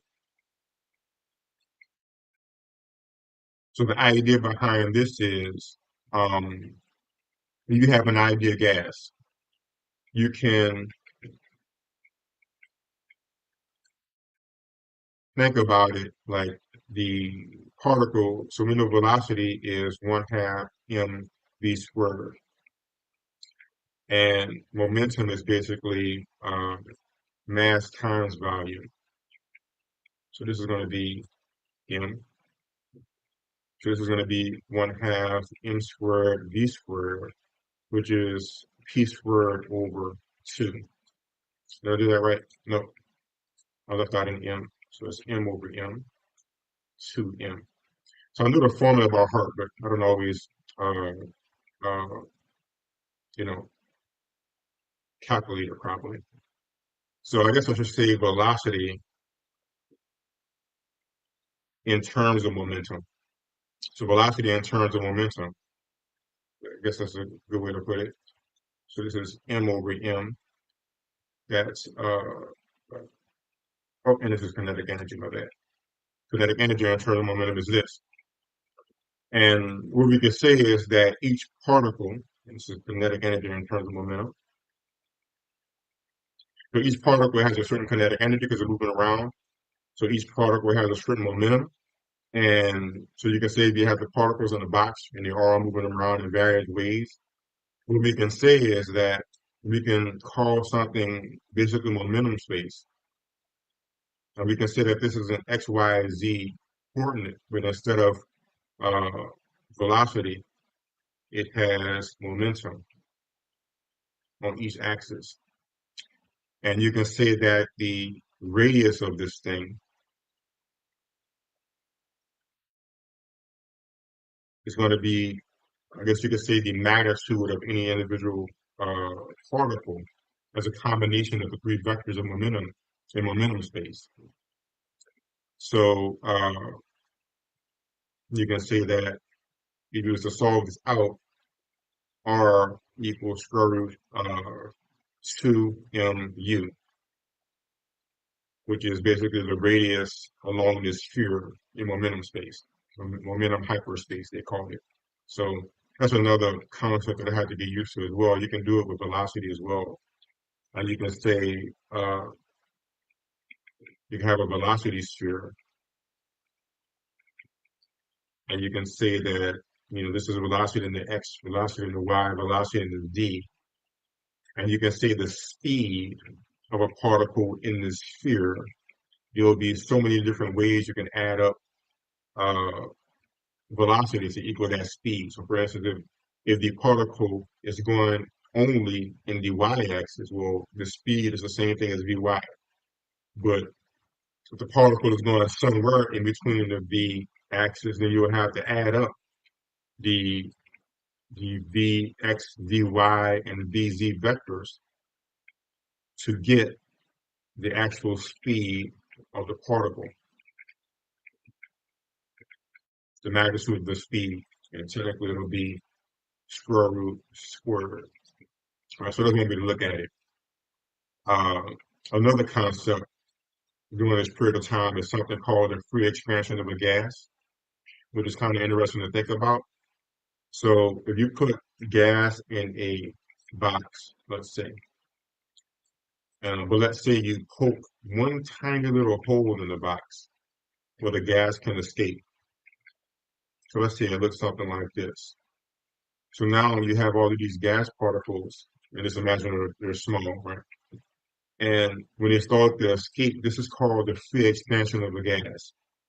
And the odd thing is, if this is a vacuum on the other side, it does no work because it's not pushing into anything. So work is zero. Uh, if this is a vacuum, no heat is being exchanged, it's just expanding outward. And what happens is entropy actually goes up, even though no heat is being exchanged, even though no work is being done. So that's like an interesting tidbit that the professor brought up in class about how you can have a system where entropy increases but no work is being done, right? So you can say it's due to change in volume because the volume is changing. Change in volume is positive. So basically, if a particle has more room to move, it has more states it can access. Like, the state here is different from the state there is different than the state there. So the more each state it can access is a macro state, and the total number of macro states leads to the entropy. And let me know if you have any questions about that. Uh, but to a few more concepts, the change in entropy is greater than or equal to the change in heat exchange over the temperature. And if the interaction or thermodynamic process is quasi static, meaning the internal state of the system doesn't change, then the change in entropy equals the heat over the temperature. And Catherine says, is it still a maximum of 32 states? Um, I would say not in this scenario. So this scenario here is very specific. This scenario specifically is only 6 particles, and it can only be up or down. So this is a very, very unique system. Now we're starting to get into systems where if you have a box of gas, you have, like for instance, we were talking about moles earlier. If you have 1 mole of particles, that's 6 times 0.22 times 10 to the 23 particles, right? That's a lot. So technically, we don't calculate the entropy of big systems like that in that way. That's when we have to get statistical. So we use equations like this to calculate that entropy, like this, where we just get the mass of the particle, whatever type of particle we're talking about. Uh, we can, from its temperature, get the energy of the particle, the number of particles, and this n is there because we're talking about large numbers of particles. Usually that's moles. Like if you have 5 moles, you multiply this number times however many moles you have and put the number there. So when you're talking about a system like this, where we're talking about the free expansion of a particle, we don't even think about it that way. There's so many states that we don't even count them. But we can start to statistically look at this by various ways and not even have to count the states. And I mean, technically, we start to get in the system so big that probably a quantum computer couldn't even calculate it. You know, like if I were to say the stupid thing about atmosphere and second law, we can't even calculate the micro states of these things to even do those types of calculations anyway. But again, of course, they ignore gravity and stuff like that. But it just makes no sense altogether. Um, so stuff like this, we don't even think about it in that way. We just think about it in a statistical way, and it ends up being an approximation. But it's a good enough approximation to where you know we have cars, we have power plants, uh, and we have things that work more specifically. Like I'm not really an experimentalist, so the stuff I learned about it just what we talk about in class as far as experiment. I try to stay, I guess I could change that. I mean, I'm more partial to experimentalism now because we have to take like modern lab and things like that where we have to do experiments, and it's not that bad in the end.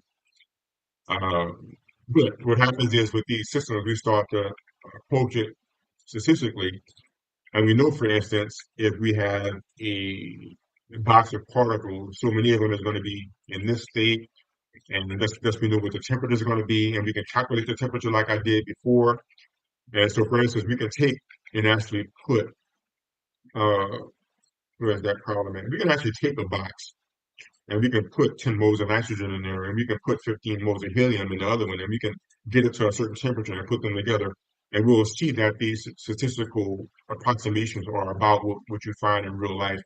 And that's what allows us to do a lot of the technology that we have, because the error in the statistical analysis is within the bounds of what's acceptable to make technology work. You know, like if you're still off on these things, then you're like your power plant blows up or something, right?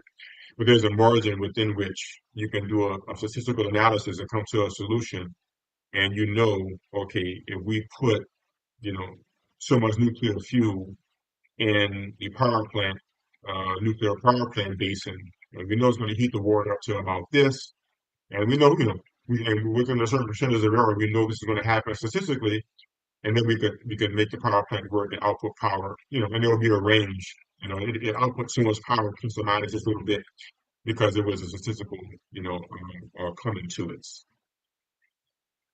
Awesome. Glad it helped. Yes, this is some interesting stuff. And we deal with it every day, even though we may not know it. It's just that we don't often know what's going on behind all the technology that we use. Another good thing about entropy, maybe not another good thing, but another interesting thing is if you have a process like this process we were talking about earlier, going back to the paramagnet state, once this paramagnet reaches its highest probable state, where the energy is equally distributed. So let's say, for instance, we have this six-state paramagnet, and let's say we put it in a magnetic field. So the magnet is pointing this way. So now all the paramagnets are pointing up because the magnetic field is influencing it. But let's say you move the magnet away, right? So now these things can move around independently. What's going to happen is they're going to eventually get to a state where they're in equilibrium with each other. So now every single microstate is likely, but again, the microstate where half is up and half is down, there's a whole lot more of them. So at any given moment, if you check that magnet, that sixth position paramagnet, you'll most likely find half is up and half is down because there's so many more of those. Now, the thing is that once it's in that state, is in a state that's called irreversible. Because in order to consistently get it out of that state, because there's so many of them, you have to do work, like add this magnet back, remove the magnet away. Eventually, it reaches equilibrium. We have to add that magnet back to, in any consistent way, get all of the parameters pointing in the same direction. So what it said is that because when I move this thing away, and when this thing equilibrates where half is up and half is down, entropy has increased because this order has increased, right? And because entropy has increased, it takes work to take it out of that state. So when entropy increases with a process, we call that process irreversible, since it takes work to get it out of that state. But if you put a state, if you put the so let's go back to the same system. And I'll just draw it again so we're going to start to make me dizzy. So let's say we're in a system where we have three up and three down, right? And instead of going to a state where all is up again, let's just say I go into this state where those two are up. This is a reversible change because entropy did not change. So I have three up and three down here. I have three up and three down here. Even though the order is different, there's still a three up and three down. So they can go back and forth with no change in energy. So that change is called reversible. So we have reversible processes where the entropy does not change. Entropy of one is the same. If they're still in the same macro state, there's still three up. But in order to move these into a state where all is up, I'm going to have to add some energy in there. So I know that I'm going into from a high entropy state to a low entropy state, which means it's irreversible, which means it takes energy to change it. Let me know if that doesn't make sense. So that's reversible and irreversible processes. And the last thing we actually spoke about already as far as concepts, that if two things are in contact where they reach uh, erase this. There we go.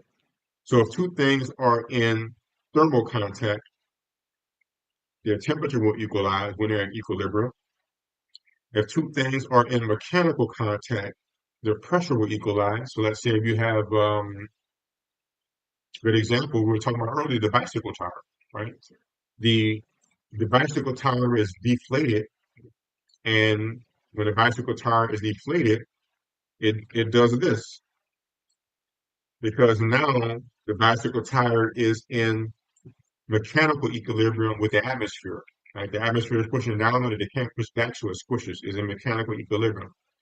When you start to pump that bicycle tire up, what happens to it? It raises up like this because now it's getting into a new mechanical equilibrium as far as the volume. The volume of the tire is increasing, and technically the volume of the atmosphere is decreasing by a little bit. The atmosphere proper, so it's getting in mechanical equilibrium. And if you have, drop of ink and some water is going to diffuse to the water. Water is going to get in diffusive equilibrium where it diffuses equally throughout the whole thing, and then each part, if you take a nice chunk of it, has equal amounts of fragments of ink. That's called diffusive equilibrium. So there's thermal equilibrium, mechanical equilibrium, and diffusive equilibrium, exchanging these things. So that's why I have that here for the concept problems that we get. Okay, so now let's go to some problems again. Awesome. Thanks, Catherine. I appreciate it. Glad it makes sense. And hopefully this stuff will help you all appreciate technology better as well. So all the different technology that we have, it makes me appreciate technology better and science better as I start to understand. And I know I'm still scratching the surface because I'm not even in graduate school yet. And I know it's going to get even harder and it's going to be more in depth. Like, I'm going to come back and say, man, remember all that stuff we were talking about entropy? There's another level to it. It's like how we have to take into account the freedom of motion, whether can the particle just jiggle? Can it wiggle? Can it vibrate? Can it spin? There's probably another level of detail that is going to come through. Like, okay, when we actually build a power plant, we have to take into account not only the pressure, but whether the particles can do this, but also we have to take into account this. So it's always another level of difficulty. All right, so this is this problem. The problem says we have two systems, right? We talked about, well, I guess technically we didn't talk about what a multiplicity is. So going back to the paramagnet, we talked about how this is a microstate with three up and three down. This is a microstate with three up and three down. The macrostate is three up and three down. The multiplicity of that macrostate is how many fit that macrostate. Okay, so here we found out that we had 20 different ways to have three up and three down. So the multiplicity of the macrostate with three up and three down is 20. It has a 20 multiplicity. There's how many ways that macrostate, how many ways that macrostate come about. So we can say the multiplicity of 20 up, the multiplicity of 3 up and 3 down, I meant to say, is 20, right? I'm going to write this a bit neater. The multiplicity of the macrostate, where 3 is up and 3 is down, is 20. Because there's 20 ways to have 3 up and 3 down. There's 20 ways to have that macrostate. So it has a multiplicity of 20. That's the wording in thermodynamic lingo, right? So this problem is saying that we have a multiplicity function that looks like this, u over a squared.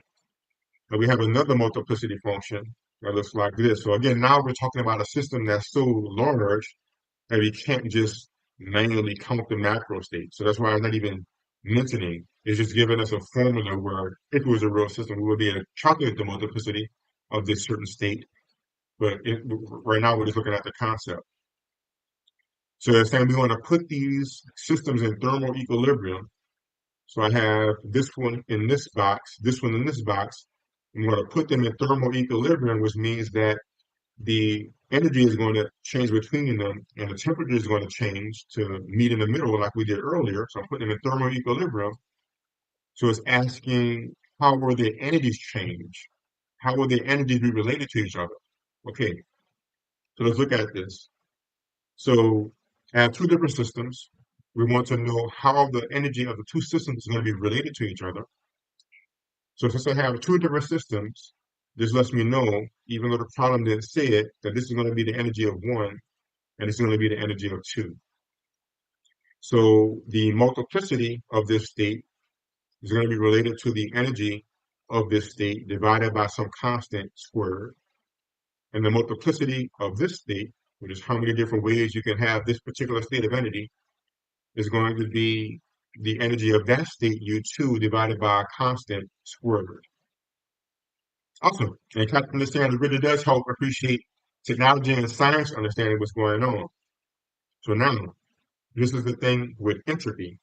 Entropy is K ln times the multiplicity. So again, now we're starting to talk about a system that's so big that we went through other ways to find out what the multiplicity is. And all you have to do is take the Boltzmann constant, take the logarithm of the multiplicity, and we can find the entropy of that state. So for instance, going back to the system from earlier, we had SK ln and the multiplicity of 20. So this equation, when I plug in for K, will tell us the multiplicity of that state. And K is this. So for 1 to 2, I can calculate what is the entropy of a paramagnet, a 60 paramagnet, where half is up and half is down. What entropy does that system have?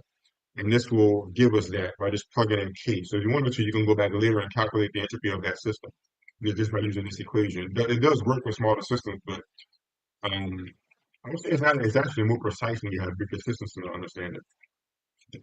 Because the more particles you have, the more small the errors become because you have so many particles and it gets more accurate with bigger systems. All right. So with this now, if you want to add entropy, so if you have two different systems, S1, this is how you combine entropy. You literally add them together. So what I'm going to do is I'm going to put K ln of what is that?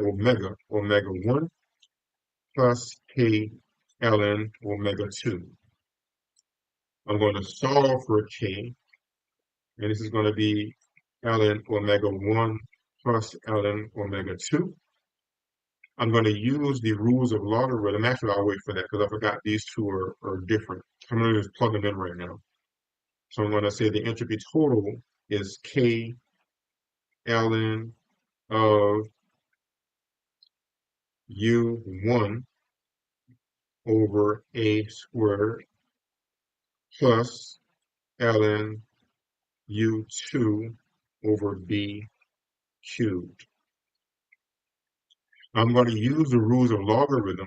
If you have a logarithm and something is in the exponent, you can actually bring that down. You can test this out with your calculator and put numbers in for log, and you'll find that if you square the thing that you're logging, it's the same thing as just multiplying in front of it or whatever your um, exponential is.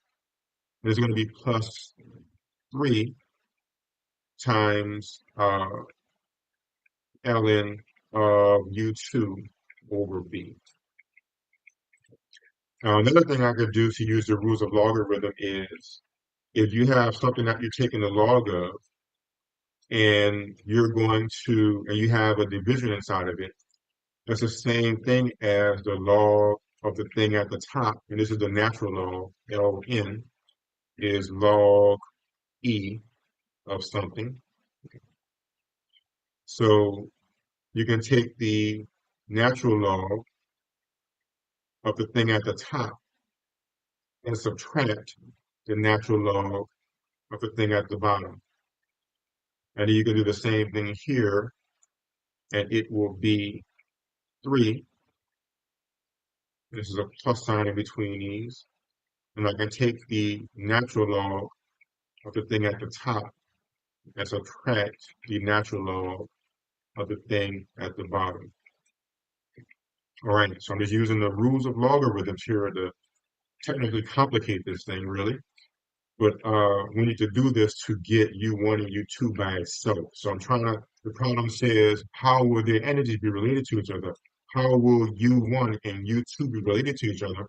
It is hard for me to do that when they're stuck inside the multiplicity, but I know when I put them in thermodynamic equilibrium, the entropies will start to interact. So I'm going to use entropy to relate these two energies. And I'm going to use the logarithm to separate the two energies from the other things. So this would be some constant. This would be some constant. So I'm just going to ignore the constants. I'm going to ignore the constants. So I can see that this equals K2 ln U1 plus, and I guess I should say squiggly line is pretty much equal to, I'm just thinking about the energies. So I did delete some stuff. K3 ln U2. Now, what I'm going to do is I'm going to put these in terms of each other because I know that um, at, if I was to take the derivative of the entropy in terms of energy, it's going to not change when it's at the most likely microstate. And we saw this earlier, right? If I have the paramagnet and once it's in the most likely microstate with three up and three down, it might change which one is up and down, but generally it'll stay in that same level of entropy because things tend to go to that disordered state. So once it's in equilibrium, that's why the problem says they're in thermal contact at equilibrium. So at equilibrium, it'll be at the highest entropy state, which means it's going to be at the state where the multiplicity is maximized, which means that entropy won't change because again, it's an irreversible system, as we talked about earlier. That's why we have to go through those concepts. So it's irreversible, and we're not doing anything to change it. The entropy is going to stay the same. It might change between microstates, but at that same entropy, most likely. Again, there's still some variation, like I said earlier, but generally, it'll stay at that same entropy state. It might just vary a little bit.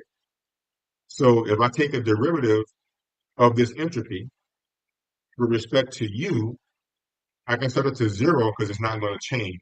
Because this is the change in entropy, it's not going to change. So that's what I'm going to do. I'm going to take a derivative with respect to energy of the entropy. I'm going to set it to zero because I know it's in equilibrium, the entropy is not changing. And then I can solve and find out what the relationship between the u's are. So that's what I'm going to do. So the first thing I need to do is I need to put them in terms of each other. So the total energy of the system, it should be isolated. So we have two systems. We can assume that they're isolated. They're not saying it's being interacted with anything. So U equals U1 plus U2. So I can say U1 equals U minus U2, right? So we can say that S, I'm glad it's interesting, Catherine. We're going to say that S is almost equal to 2 ln U minus U2 plus K3 ln U2. So I can say ds in relation to du is going to be 2k. I'll just keep the k on the front and we're going to cancel it soon. 2. Now the derivative of a logarithm is going to be putting that over each other, u minus u2. And then I have to take the derivative. And actually I'm going to take the derivative with respect to u2, not u. So this is going to put a negative 1 there. When I take the derivative by the chain rule, let me know if y'all need more clarification on that. And it's going to be plus 3k just over u2. And it's going to equal 0. Now, since that's going to equal 0, because I know the entropy is going to be pretty much the same, but there's going to be some slight statistical fluctuations, but not much. I'm going to divide everything by k. So I'm going to divide both sides by k. That cancels the k out. And what I'm also going to do is I'm going to put the original term back. So this is going to be 2 over u 1, because again, u1 is u minus u2, equals, it's a negative there, and that's plus 3 over u2 equals 0. So that means 3 over U2 equals 2 over U1. And that's how they relate. So we can say that U1 over U2 is 2/3. All right. So that means that U1 is what, twice U3? Is that the way I think about it? Let's see. U1 equals 2/3 U3. I mean U2. So U1 is 2/3 of U2. That's how they relate. And probably could have just did that there as well.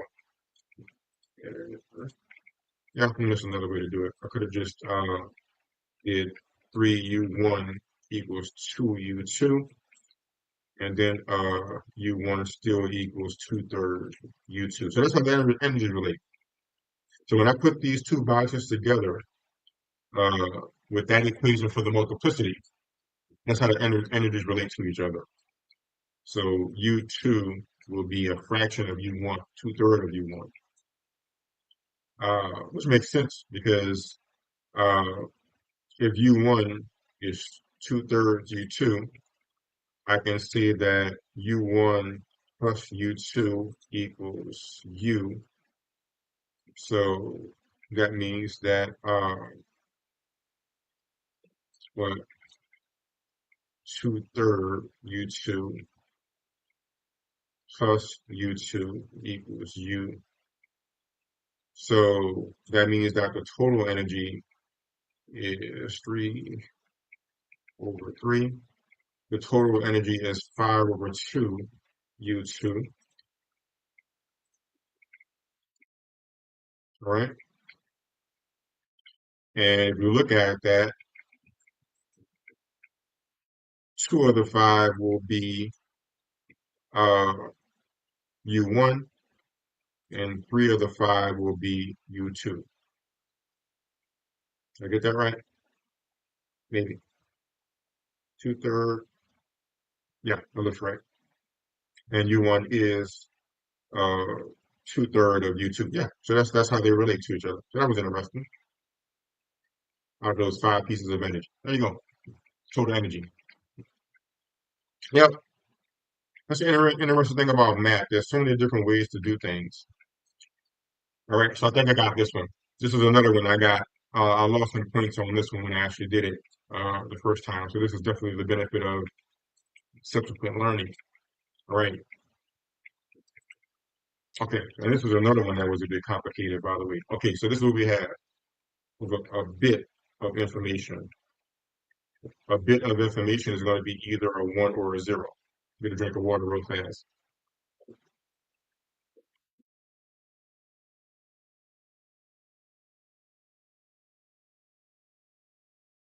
So a bit of information is going to be 1 or 0. We're talking about entropy before. So ironically, bits have entropy.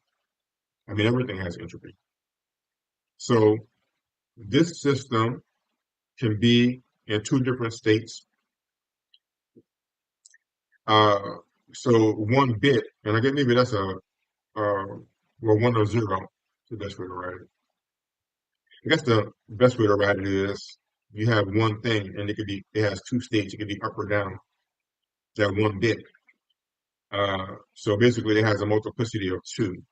Trying to think of a more complicated way to say it, but I guess it's not necessary. But it has 2 ways it can be. That 1 bit, multiplicity of 2. And there's two different ways that thing can be in. So the entropy of a bit is going to be K ln 2. So you can actually calculate the entropy of a bit. How much entropy does that bit have when it could be one of 2 states, right?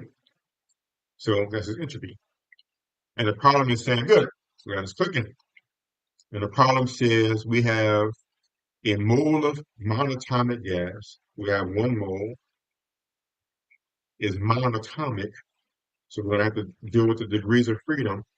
So it's monatomic, so it has 3 degrees of freedom. So it's like helium or argon, which is by itself, where all it can do is move around in 3 dimensions. So it only has 3 degrees of freedom because it's just by itself. It can't, like, I mean, it can spin, But if you look at a particle and it spins, I mean, you can't tell the spins is all the same. It doesn't really do anything. So it only has 3 degrees of freedom. Uh, Boom. And it says that, so there's one mole, monatomic, is helium. It gives us the mass. So you know it's going to get tricky on us. So the mass for one helium atom is 6.65 times 10 to the negative 27 kilograms. My understanding is they do this by moles, by the way. Like they understand how to get a mole of something, and they weigh a mole, and then you divide it by the number of particles, and you know if you have a mole of it, you know that's 6.022 uh, times 10 to the 23 particles, and you weigh a mole of it, you know how much a mole weight, and you divide it by that, and you get the weight of one particle. I don't remember the details of how they do it though. But it's not like they weigh one individual particle. They know ways to get a certain number of them, and then they weigh that and divide by the number that they have. It's pretty interesting. And T, good question. A mole literally means 6,000. So one mole is in a number of particles, which means you have 6,000, well, 6.022 times 10 to the 23 particles. So if I have a big truck, a humongous truck, filled with 6.022 times 10 to the 23 phones, that's a mole of phones. So when you look at a periodic table and it says, matter of fact, I can pull that up really fast. I mean, it's worth looking at.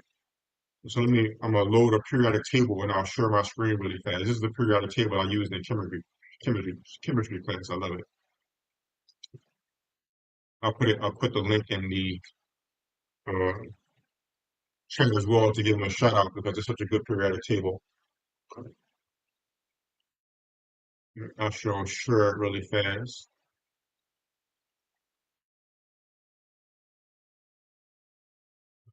Let me go to my regular share screen, do a window capture, periodic table, boom. All right.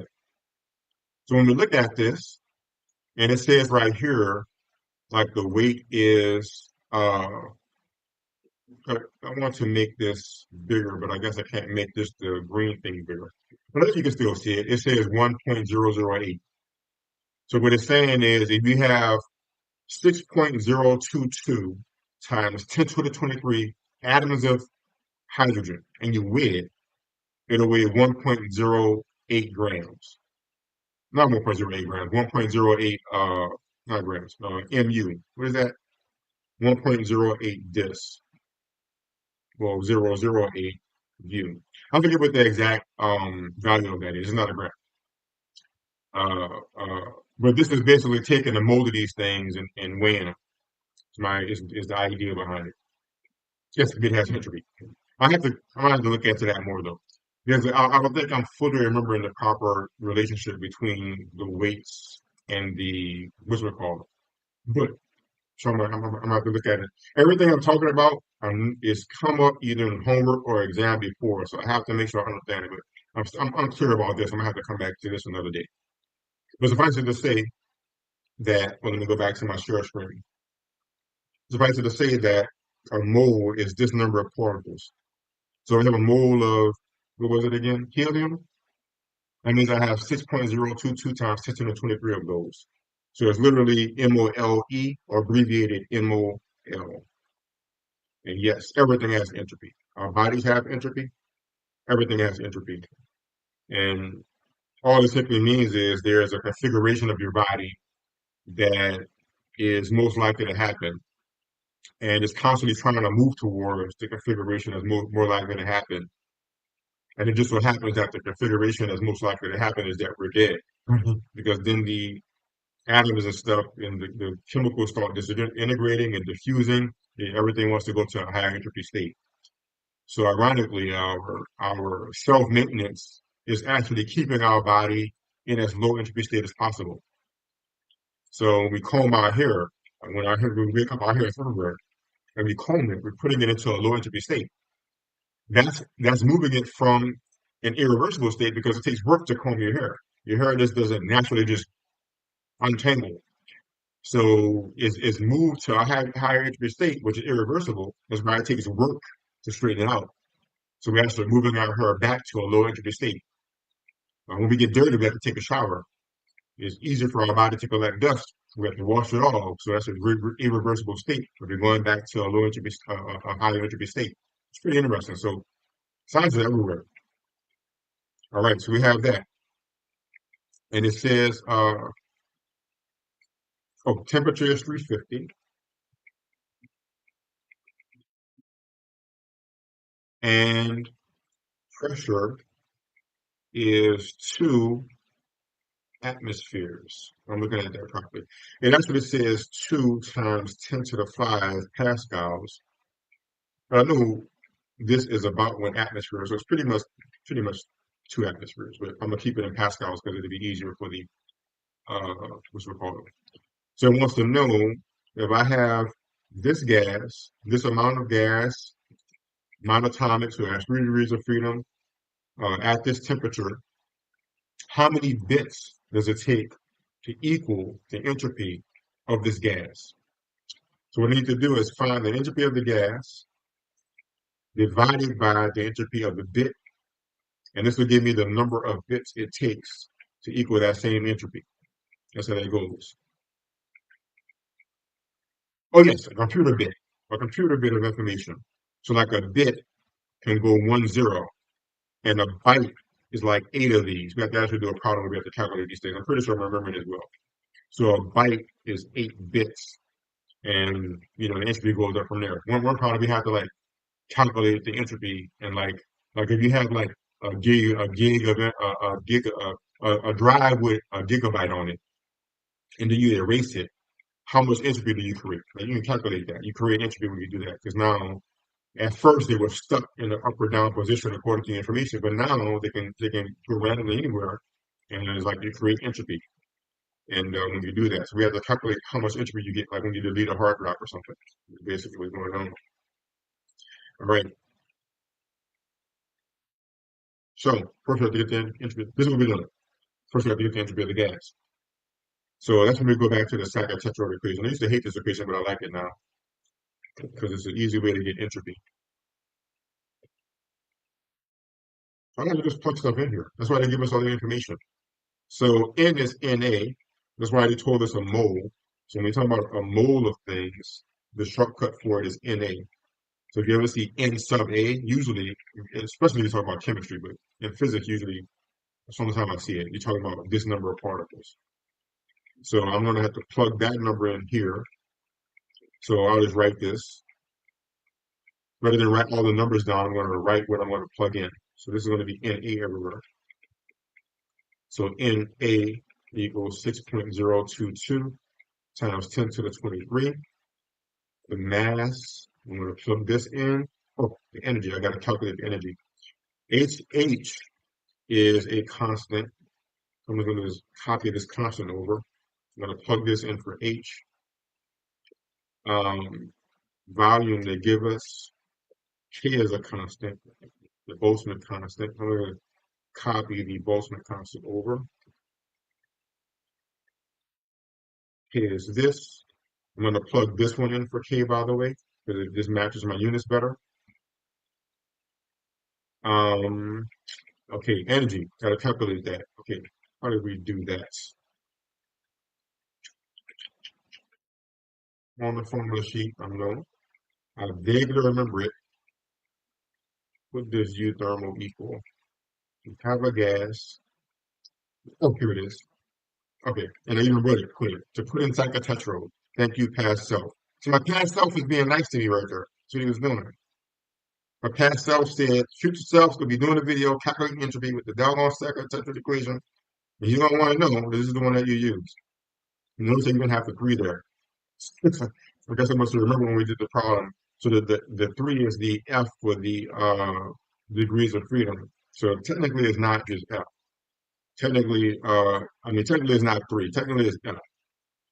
So I better change that just in case I forget.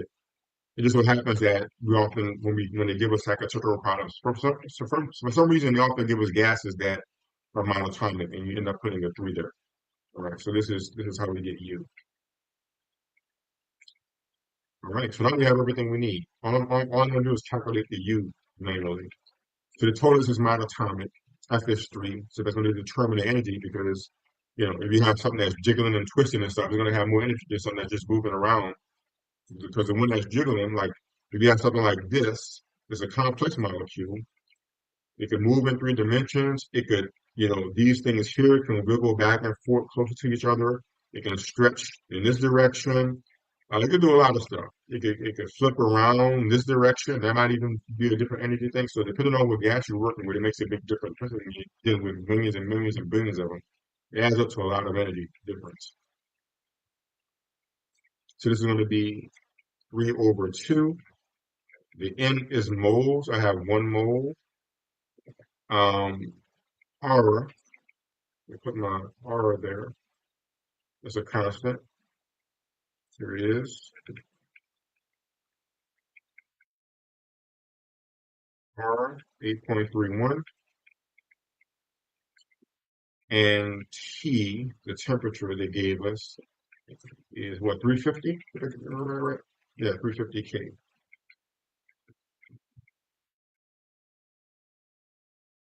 Okay, so let me go ahead and see what the internal energy of this gas is. So we have 3/2 times 1. And the mole, we need to know the moles because this is going to cancel out the moles there. Uh, the temperature is going to cancel out this case, so then we're left with joules. So 3/2 times 8.31 times 350. All right, lots of energy. 4, 3, 6 are rounded to 3. So if you have 1 mole of a monatomic gas, a gas that is not connected to anything else, at the temperature of 350 Kelvin, you're going to have this much energy in joules, right, in that gas, right? And if you're trying to do something with that gas, it might be good to know that. Trying to extract energy from it or something. So, all right, so now we can plug this stuff in. So now I'm going to plug all of this stuff in. I'm not going to write all this over. I'm trying to get in the habit of doing this because it will save me time on the exam. I know what the answer about should be. I can look it up and see what it actually is, but I'm going to try to plug all of this stuff in. We looked over what the values are. Let's see what value I get, see if I get close. By the way, my pad is almost charged. I'm actually pretty in an uncomfortable position right now because I'm charging my pad at the same time. But I just realized it's at 75%, so now I can stop charging it. So give me a moment, let me get into a more comfortable position.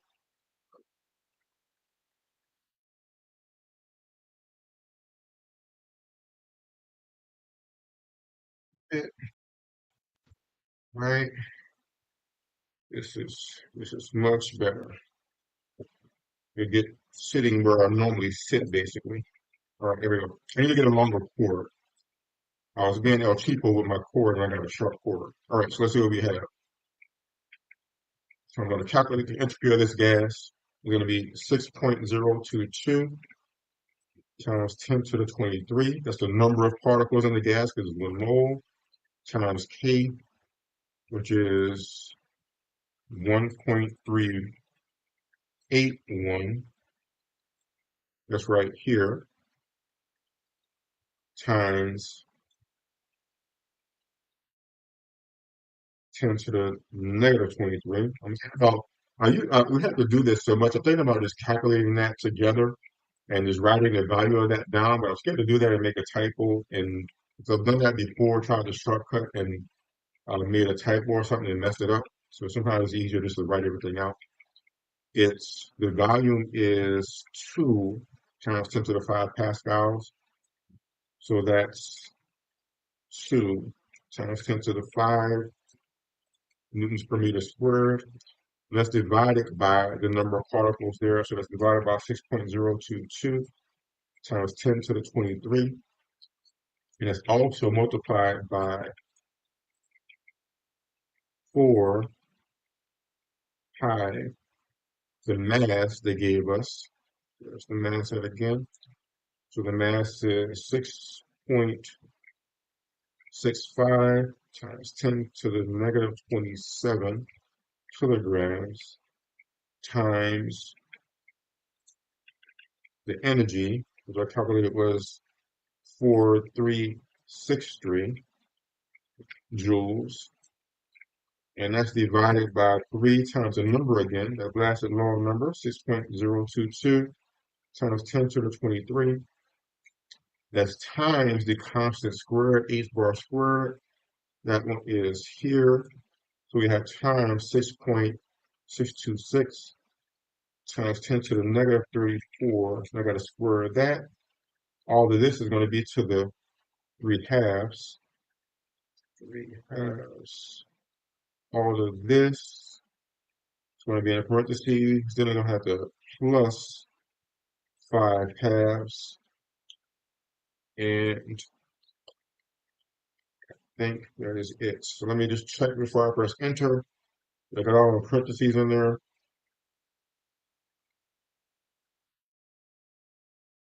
Yep, I think that's it. Oh crap. I did something wrong. I got an error.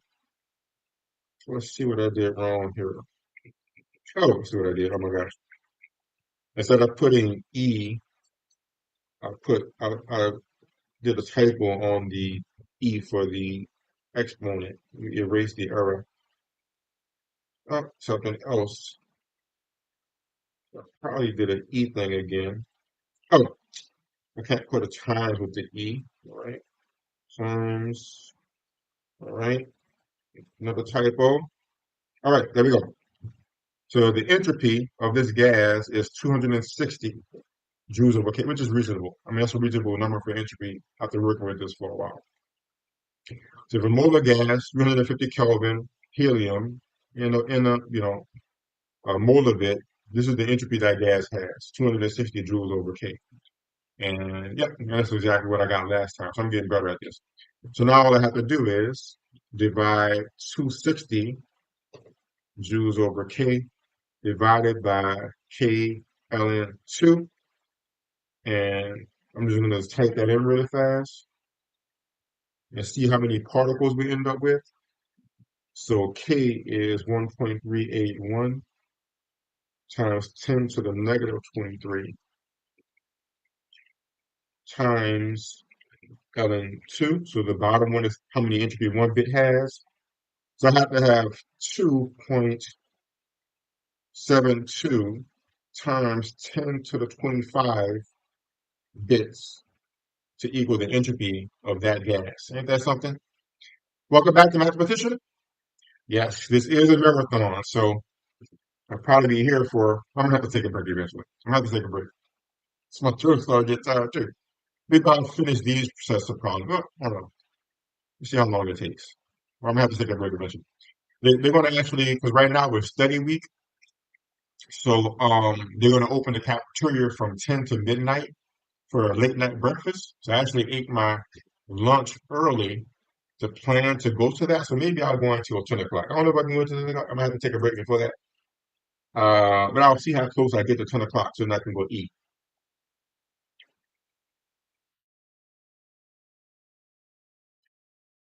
All right. So let's continue. I will say this is part of the reason why I'm not petition. You have to mature a bit. As I start to get into more stuff, you have to mature a bit. So chill out, relax. We can talk about it another time. All right, so let's go. So that was the amount of bits you need for that. All right, so let's look at this next problem.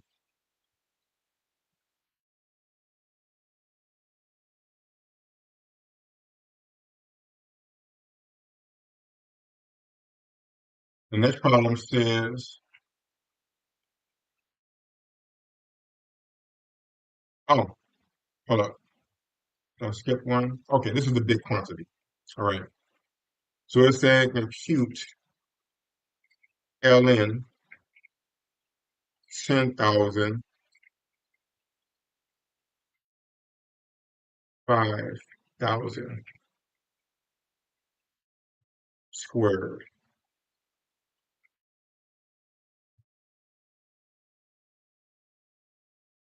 All right, so we have this. If you put this in the calculator, this will give you an error because the number is too big. So 10,000 factorial is literally 10,000 times 9,999 times all the way down till you get to 1. So that's like a huge number. And you have to divide it by 5,000 factorial times 5,000 factorial. And you have to take the logarithm of that. So, so your calculator's not going to work. So we talked earlier, Catherine, about the, what do you call it, the approximations. There's something called the Stirling approximation, where numbers get so big, you're dealing with so many particles that this is one of the approximations you can do right here. So we have to do the derivation for this in my my modern physics class. It's not fun. I mean, it's fun in a mathy way, but you know, and it's very ugly. But if you was to work this out, you end up with this. Now, the one in the book is a bit different. The professor gave it a few more terms. The one in the book, I believe, cuts off is a little bit different, but he let us know that the book sort of did a shortcut as well. So I'm going to use this to work this out. So we're going to have to use the rules of logarithm to figure this out.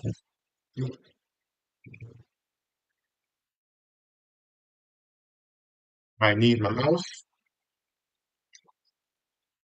Hold up here. Minimize everything.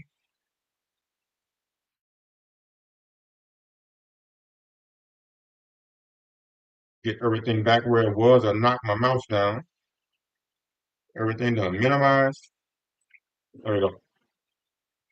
I just noticed my uh crop is a bit off. It's not terribly bad, but I mean, it doesn't not bad to see that this work.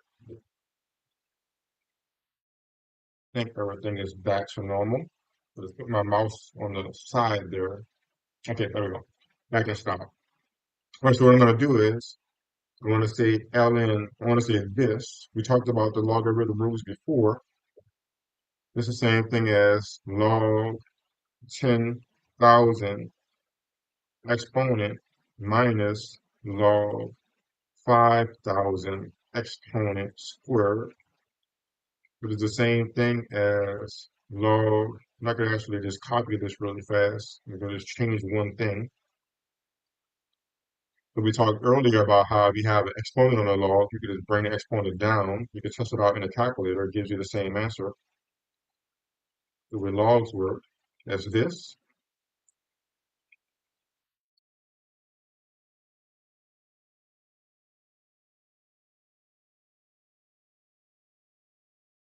And then we have, and I think as far as we need to go, and then we can start using the approximation. So what I'm going to do, I'm going to plug in 10,000 log 10,000 minus 10,000 plus 1/2 log 2 pi 10,000 minus, and I shall extract the 2 to the outside, 2 times, and then I could just copy this actually. Wish we could always use pads on exams. Like only one in my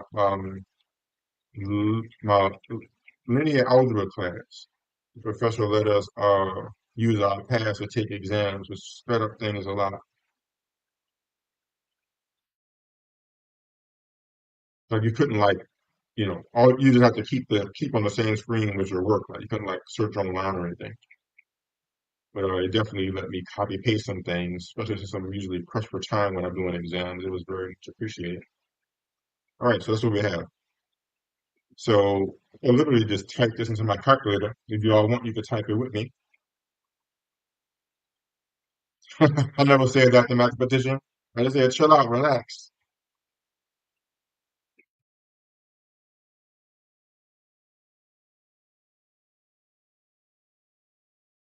Not going to ban you from the channel. I'm just typing this in just as it's written.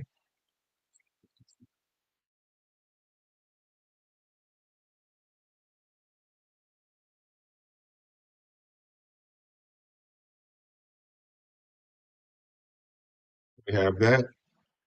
And I'm going to subtract. I have to remember to close my parentheses at the end. I'm going to have double parentheses at the end. I'm going to have 5,000 log 5,000 minus 5,000 plus 0.5 log 2 pi 5,000. Close that. Close that.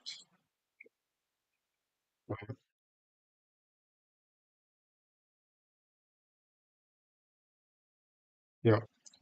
So I actually didn't. I don't need that parentheses in my calculator. Did I make a mistake and do that before? Let me see. Oh, I remember that. I gotta check that because I left off 1 0.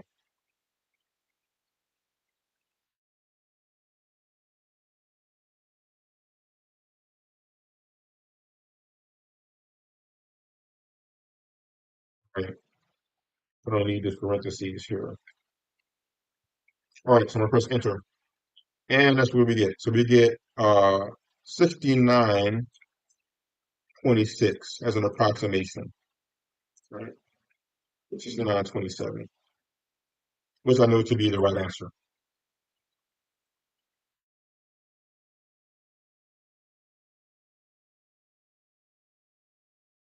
Thanks, Catherine. I appreciate it.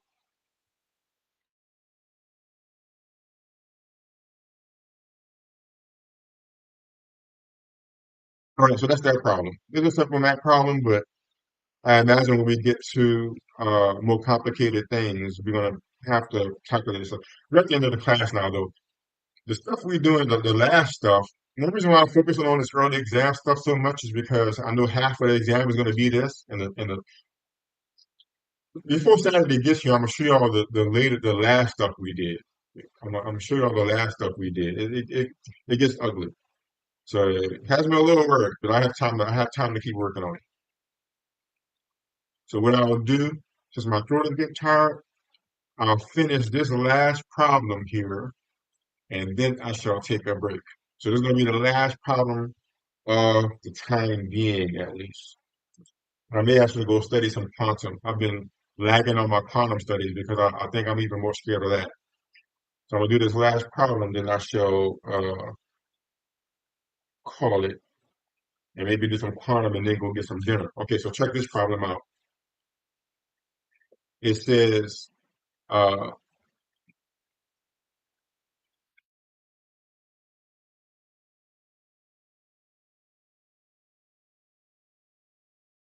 all right, thanks for keeping them in line, Catherine.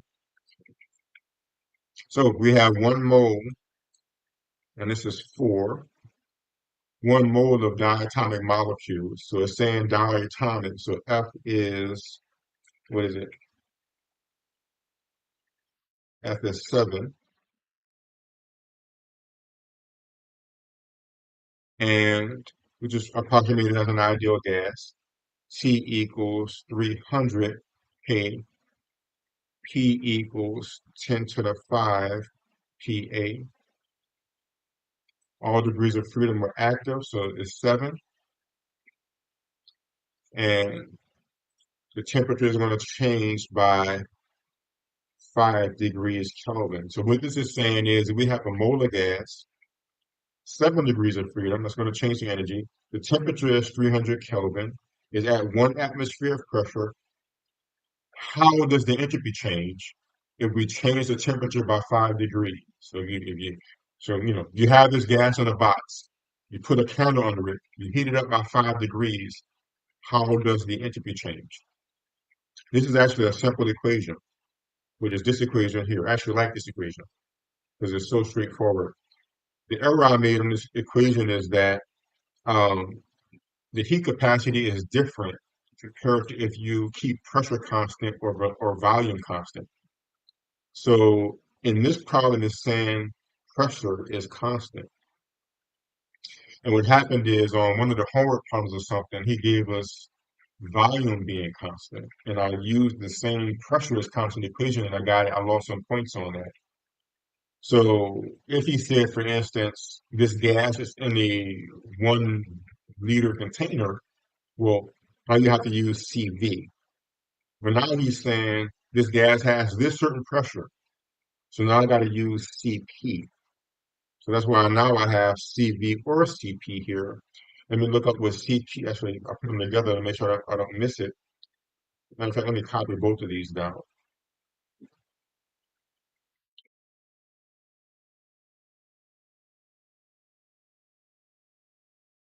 Right.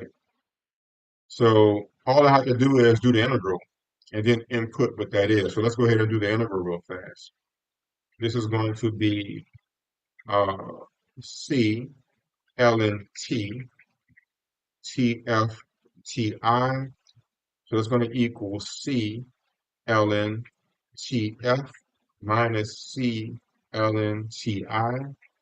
We already talked about when you're subtracting logs. So this is C ln TF minus ln TI. There's going to be C times ln TF divided by TI. So you see what I did? I just did the reverse of what we did before. As we did before, we had to work from the combined logarithm. Now we're starting with a separate logarithm and I combine them to simplify the calculation. And this is going to be C log T final. I'm going to heat it up to 305 degrees Kelvin. And the original temperature was 300 Kelvin. And C is going to be CT, which is going to be CV plus, what did they give us? They gave us moles? Yeah, gave us moles. Times NR. You are the mathematician?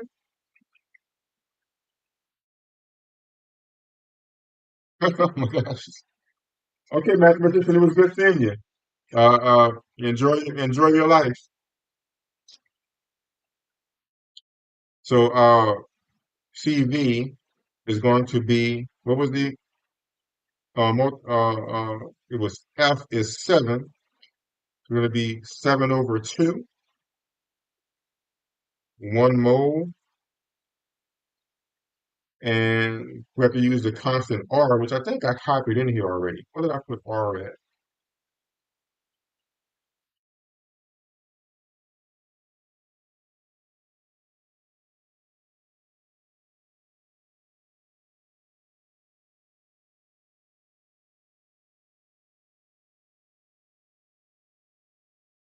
And then we have that for CV, and we're going to have to add 1 mole and R, which I believe I put in here as well.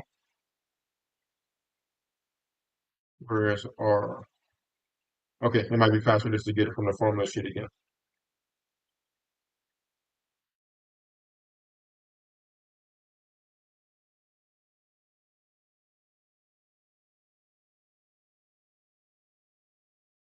Have this. All right. So this will give us our C to plug into the calculator. So I'm going to type this in really fast and see what the heat capacity is. Again, the heat capacity C is how much energy it takes to raise that material by a certain number of degrees. So if something has a high heat capacity, that means it takes a whole lot of heat to raise its temperature. Something has a small heat capacity, you give it a little bit of energy and raise the temperature a lot. So this is telling us how much this thing is going to change temperature wise. So it tells us how much energy we have to put in. So that's why the CP is relevant. So it's 7 divided by 2 times 1 mole. So this is going to cancel out the moles here. and times 8.31. We have plus 1 mole times 8.31. So that also cancels out the mole. So as in units of joules over K. So that's 37, that's 38. So CP equals 38. So I'm gonna plug this in here, and that's 38 joules over K, which is the units of entropy. So when I plug that in, let's see how much the entropy changes. Log of 305 divided by 300.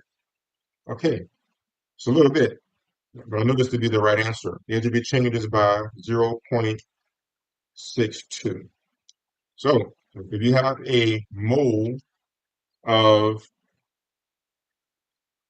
I'll go to the big screen. If you have a mole of diatomic gas at 300 Kelvin, 1 atmosphere of pressure, let's say you have it in the box, you put a candle underneath it, raise it by 5 degrees, the entropy will increase by 0.62. And there's other things you can do with that. Like you can find out how the macro states change. And what's basically happening is the molecules are gaining energy, and now they could go faster, for instance. So now so there's more macro states available to each particular gas. It can get around faster. So awesome, guys. Thank you for being around, Catherine. I appreciate it. Very good moderating. Thank you for addressing my application for me. Thank you for posting the links. I really appreciate it. I think he demonstrated why he's not a moderator anymore. I think it goes without saying. And what I'll do, I'm sure I'll be back tomorrow to do another problem uh, uh, uh, working out. And it'll probably be quantum because I got to start focusing on quantum again. But I have my thermal exam this Saturday, and then I have my quantum exam on Monday. So we'll see how that goes. So I plan on maybe I'll alternate days. Maybe I'll come tomorrow to do a quantum, then I'll do a thermo. How would that work if I did that? It'll be quantum on Tuesday, thermo Wednesday, quantum, thermo. Yes, I might do that. Awesome. So I know a lot of people were here today. It looks like people appreciated the marathon. A few people chatted, but a lot of people were in and out. So you can come back tomorrow. I'll do another marathon. I'll try to make it quantum. And I'll see if I can do marathons throughout the week until I take my final exams. So y'all have a good day, y'all. I'll see y'all next time.